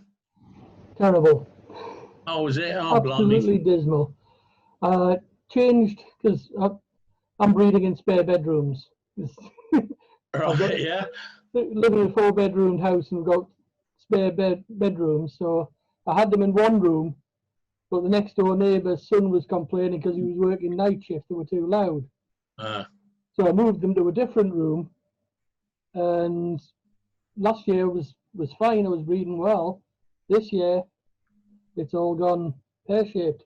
Seemed to start off well, but dead in shell, chicks started to be reared and then they just died off. Hens just sort of stopped feeding for some reason. Don't know why. Did you send any birds away to get no, I haven't. looked at? No. Yeah. I think we've got to get something going. You know, with we'll have to have a good old chat with Kevin Eatwell and see what we can do without offering our members and birds getting checked out on the desks or eggs or whatever. I know the BS tried it, didn't they? And I'm not sure it went well. So I don't know. Maybe it would be worth having a chat to Kevin and see what he can do. Because what Dave was saying about the humidity levels, it's something I might have to look at, because obviously the room that I had them in was facing east. The room that I've got them now is facing west. So the sun's coming more directly through the window. So have you got just one window to open, or can you cause a draft 2 windows? I've just got the one window open, but the room's got a vent above the door. Yeah. So there could be a little bit of throughway, but. Well, if you had the one, the trouble is with the window, if it was a sucking out, then it could come through the vent. I mean, have you thought of using your vent and put up a small fan up there? Not a fan, a fan to pull in there. I was looking into getting an extractor, but. Yeah, and then it can go out the window, can't it? Yeah, I mean, next year I might contemplate, because sticking up some soundproofing and going back to the room where I was. Yeah. And see if that makes a difference again. Yeah, a bit of polystyrene sheets or whatever, I suppose. Well, I've got egg cartons up on the wall. It probably work. I don't see why not. Yeah. You eat a lot of eggs, do you? No, we just bought the egg cartons off the internet. I never thought of that. Oh, that's a good idea, isn't it, really, when you think about it? You just glue them up there. I've just got them pinned on. Yeah. Oh, well, there you go. Oh, well. Nice chatting to you. Okay. David back? No, he's not back yet, is he? No. Kylie Kime. You'd probably be better. Oh, sorry, John, 2 seconds. Michael, you'd probably be better with the soundproofing panels that you get for. We use them in the recording studios, and you can, and they're really cheap. Maybe not as cheap as egg cartons, But that would be the I you know think you that's could do the wall with it. next thing. Once I get some money together, I'll see about getting the rubber mat and putting that on the wall. That's backs Yeah, up it's onto the the neighbour. The foam stuff. I mean, you get them like £2 a 2-foot piece, like you know. Yeah. And I've got the triangulation on them, so they absorb Yeah, down. The deeper the triangles, the better. But yeah, sorry, I just thought. No, we had thought on that, but at the time it was going to cost that little bit more than I've got at the moment. So. Oh, I totally get that. That's to breed a few more birds, won't you, and flog them. Oh, Yeah. Mr. Woan is back. Mr. Woan is back. Is he? Right, well, let's see what he's got now then, what he's got to offer us. Ah, Right, blue greys. yeah. Look, the one with the big spots. This one. He's called Broken Wing. He's got a broken wing. He did a bit of winning when he was younger. When he would sit on a perch. Sam Wiles will tell you all about him. But the other one, he's won a lot of best in shows last year. This one. He was at the club show, second in the classic club show. Apparently he wouldn't sit for the judge. He was on the floor, which he's never done that in his life, so I don't know what happened. But Someone upset him. he never gets on the floor any time. Well, they've left him in there all day, he's still been at the perch. But he's breeding, well, he's not bred anything yet this year, but he's paired up with Sky Blue at the minute. The other one's bred, but he's having a rest in the flight now. He went clear the last round. He's 2016 he is, but he's having a bit of a break in the flight. Not that he can fly, but he's done okay for me in the past. Pairing cock to cock, would you think of pairing those two together? I mean, I know they're quite alike, but they've got different heads. Yeah, they are sort of related distantly, but not closely related. But yeah, the one this one is quite a big bird when he stands up and shows. Yeah. He's a bit thicker between the eyes than the other one. Yeah. The other one's a really good show bird. He just, when he's fit, he really shows. And, So is that you'd use that method of cock to cock and then find a? I paired this one to his daughter before, I think. Yeah. I would pair them up together. In fact, this one's son is now going to be paired to his granddaughter. Yeah. The bird on the left's got a little bit of continental, has it, from the past, and the bird on the right looks more like a marchant type show bird. Yeah, well, he hasn't got any continental as far as I know. No. Okay. But I can see what you mean. You're on about the cap and stuff, but yeah. I think it looks worse because he's feeding the hen and he's been in the breeding cage for months. So Yeah. Lovely. Thank you. Has anyone else got any questions about that pair? Right, I think they want to see the next one. Right. I don't know what they are, but let's have a look. Then we'll do these next. These are the next ones. These are grey greens. They're both in a breeding cage.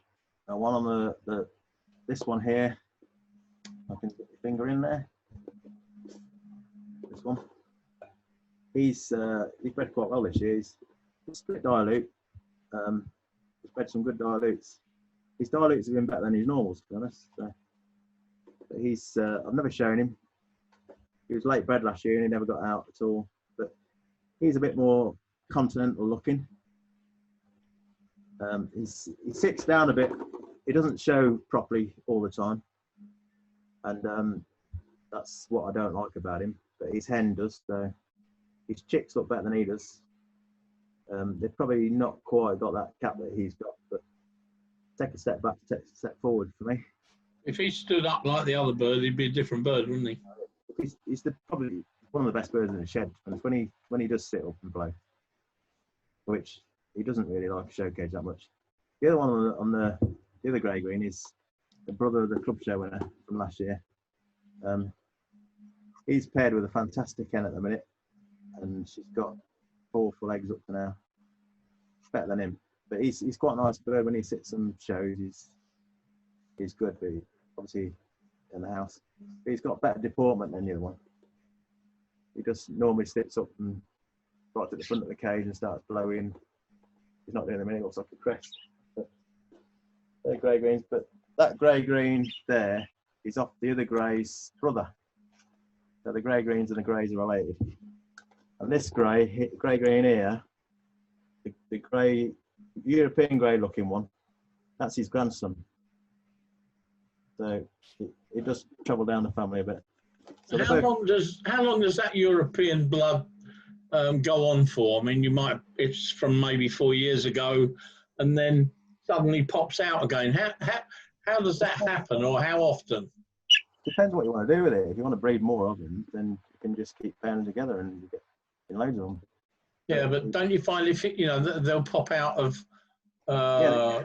two normal blowy a pair, and then suddenly this continental headed one will pop out?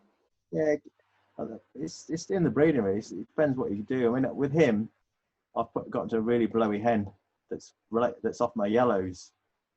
And she stands well off the perch, and he's bred two fantastic diluted hens, and I'm happy with that. That's what I want. But next year, you'll get them diluted hens will go back to really good birds again. It's just it's working with a family like this cock here. His brother was the best one by far. His mum's a bit more European than he is. His dad's a bit more English. His dad is a bird that's bred a lot of good stuff, and he stands off the perch and he does all that lot, and he does that normally, but he's not doing it today. But he's a bit lesser feathered, so he's a bit more stylish. So he's got a big rough hen,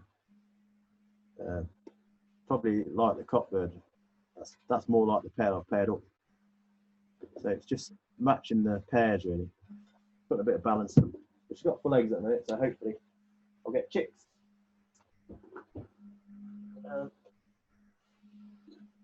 These two might not stick because they're not used to it. But these are young birds. Great. The grey is my favourite at the minute. You always have a favourite.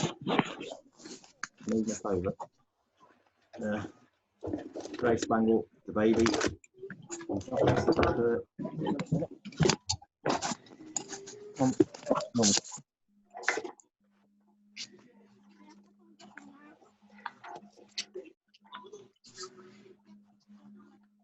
Them for a minute.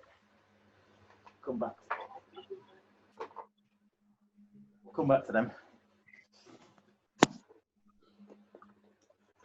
Dilutes. Some yellow dilute. That's just a fuse yellow, grey, white. They're both. The yellow's flat 30 cage. She's bred some nice chicks this year. And the white is a blue hen at the moment. So he's hoping to breed some nice dilutes. Split dilutes, not dilutes. The yellow has nearly won a couple of best in shows, but he's just lost out on the vote. The white is bred off his half sister, so the cousins there, uncle nephew. But he's quite late bred the white. They were both second at the club show last year. I ain't got a clue who beat them. But I know one of them.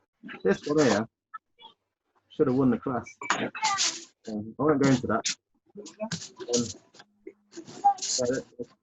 I've got quite a lot of dilutes like that, so most of them Can someone unmute Sam? Yeah, crap good Sam was. To be honest, at the club show he was beaten by the best dilute in the country, so I couldn't really know. So Who owns that dilute? Well, I bred it really. It's off my blood, so I'll take the credit. So it's the same family really, but yeah, it's the best dilute in the country, the white, by a mile. You know, I've got some good ones, but he's a good cockbird, good features. It's just I find it a bit nervous. This one here, he used to call him the shy yellow because he used to hide when he looked at him. He'd turn around and run at the back of the cage, and as soon as he walked away, he used to run to the front. But he did get better as he got older. Does it at shows as well, doesn't he? Yeah, but he does better at shows these days. Watched him at the club show last year and the year before, and he was terrible. He just hid. He's certainly better now. When he get him fit, he nearly beat the grey twice. He was second best champion twice. So. But that's dilutes. You've certainly got the dilutes up, where, you know, as budgies rather than, you know, if you take the mutation away, they are good budgies, aren't they? Yeah.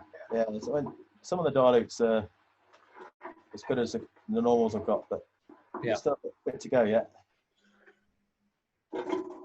We need a dilute to win the club show, and then we'll know they're better. You know, that they're up there. Yeah. Well, my aim is to win a few best in shows with them first, and if they win the club show, they win the club show. Club show is a bit of a lottery, you know. It can be really difficult. There's a lot of average birds that have won the club show, and a lot of good birds that haven't. Right. Birds on the day, isn't it, I suppose? Yeah, it's just a bit of luck that you need on the day. Grey Spangle's a baby. You don't look his best at the minute, but he's really, really blue. He's off an outcross. And the other one is a late bred grey. He's going to be really nice when he gets older. So he's probably about 9 months old, but not showing. He's off the broken wing grey. So that's his son. He's going to be better than his dad. He's classy though, isn't he? Stylish. Yeah, he is. When he sits in shows, he's lovely in the flight. He's got fantastic back school, but obviously they don't show in a house like they would. This grey Spangle's got more blow than any bird in the shed. But you know, it's a colour I haven't got a lot of Spangles. Obviously I won the club show with a Spangle, but I had a lot of Spangles when I won the club show, but I haven't got so many now. It's how they come and go. Greys are my favourite at the minute, but you know, a good budgie's a good budgie. I don't really care. I won't get all focus. Avery, but that's how they go. The grey will always be up because that's what he does.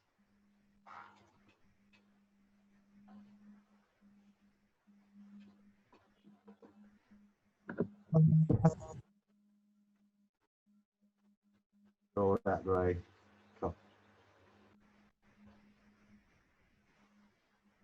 There are a couple of lumps.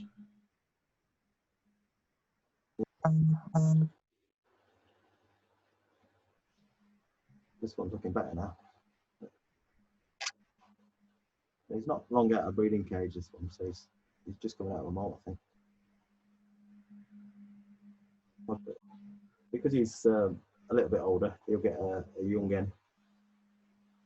But he does normally sit nicely. So a broken wing doesn't help him. He used to win the class. He'd win the CC, and when it come up for best in show, he used to climb around on wires. He wouldn't show at all. So I ended up not getting any best in show with him, even though everyone thought it was the best bird in the show.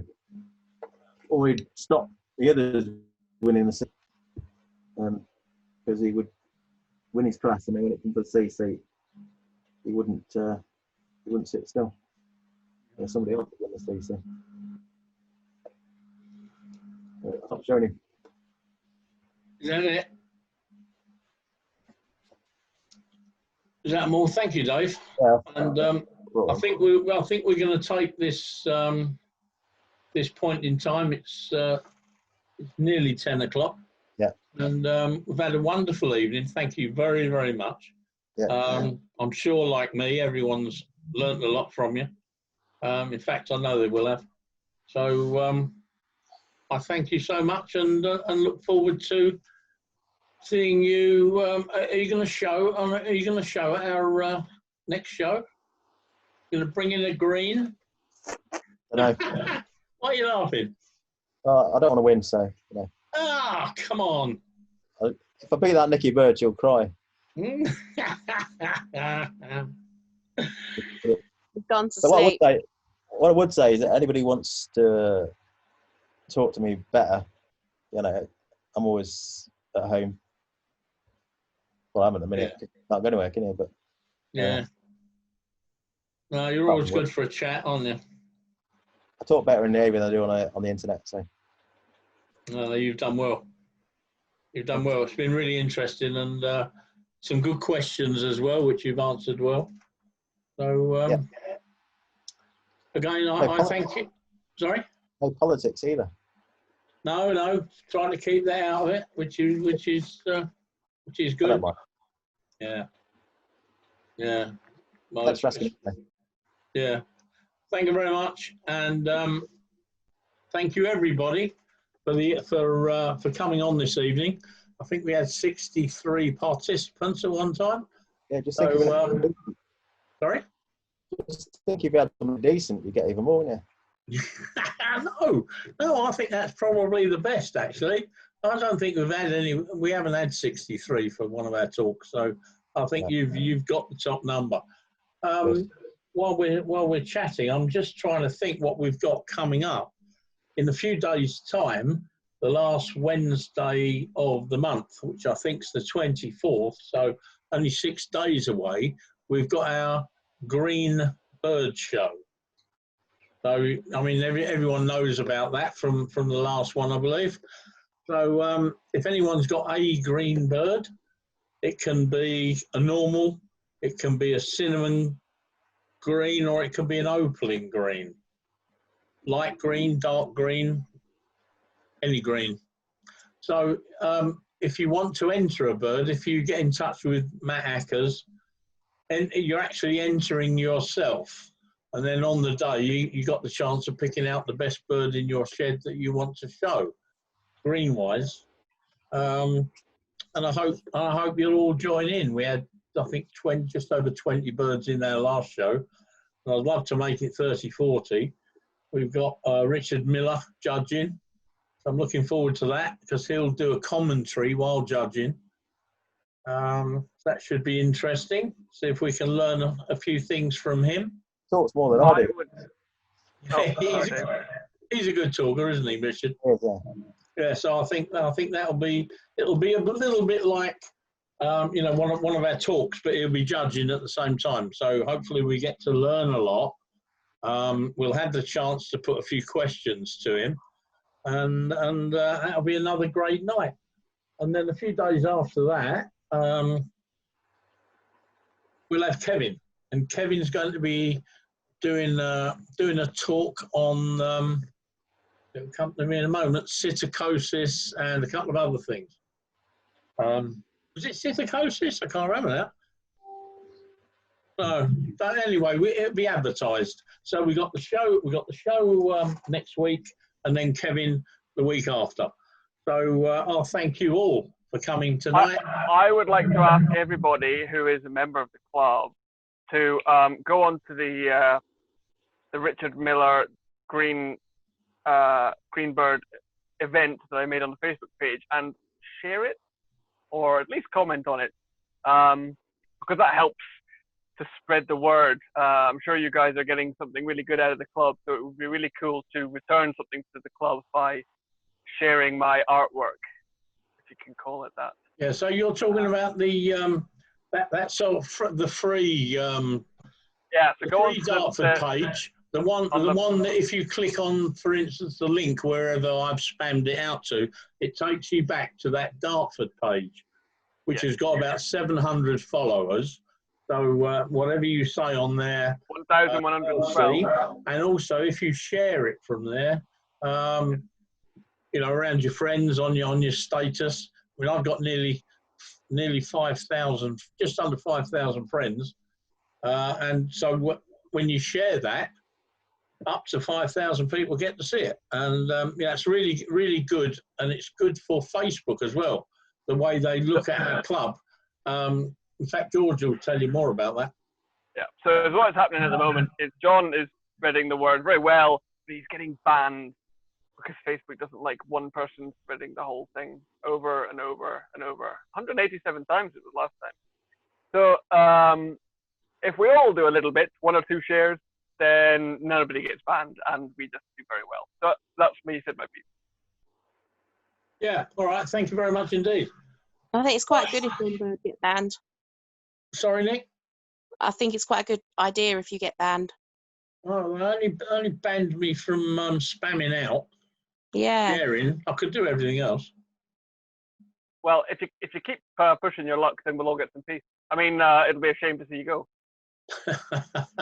Tell you what I will say as well. Before we go, I'd just like to say thank you to Nikki for Samwald's raffle, because she made £2,000 today. So that's £2,000 that goes to Samwald's for helping him out since he's breaking, and that's fantastic. Yeah. So thanks. Well, I only Nikki. organised it. It was everybody else that contributed. Again, people Proper as well. proud, yeah. Yeah, so that's another thing. We've got the draw for the bird. Is it tomorrow night, isn't it?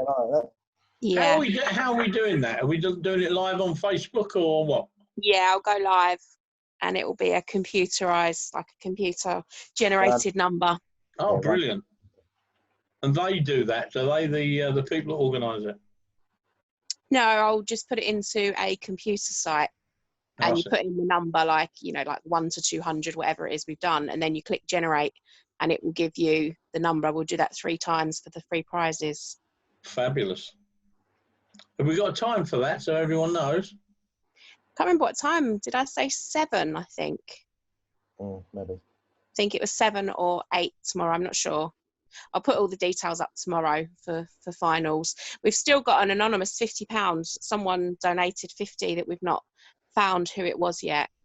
So it would be nice to thank them, but obviously if they want to stay anonymous, that's fine. But they will not be getting the bird, sadly, or any of the prizes. Well, they could do though, couldn't they? I mean, if their ticket wins, How do I know who it is if they haven't come forward this week? Well, they may they have could just come- done it as a donation, so it might have just been a donation, I think. I think it was just a donation. I think I know who it's from. Just a donation, and obviously don't want to I want to stay quiet. say that they've helped. But yeah, if it comes up as the anonymous, I will be sort of redrawing, because, you know, they haven't come forward. I've asked every day on Facebook, and it is one of my Facebook friends. You can't give a bird to a person who's anonymous. No, there's no way of me finding out. They probably don't like greens. They just don't like the bird, but wanted to help out. That's absolutely fine. Yeah. But if they win the ice cream, I would help with that part. I would no problem helping there. Of course.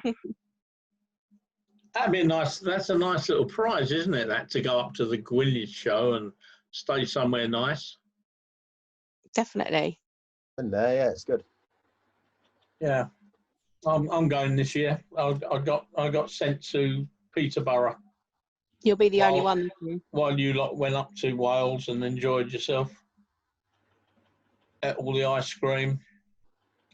So this next year, I'm going to Wales as well. I think we all are. Peterborough are going to have to either change their date or do without me. Right, anyway, come on, let's go. We've got to go. It's gone 10 o'clock. Thank you very much. It's time to go. Thank you. Thank you again. Thank you, everybody, for coming on. And we'll see you next time. Thank you, everybody. Thank you. Bye.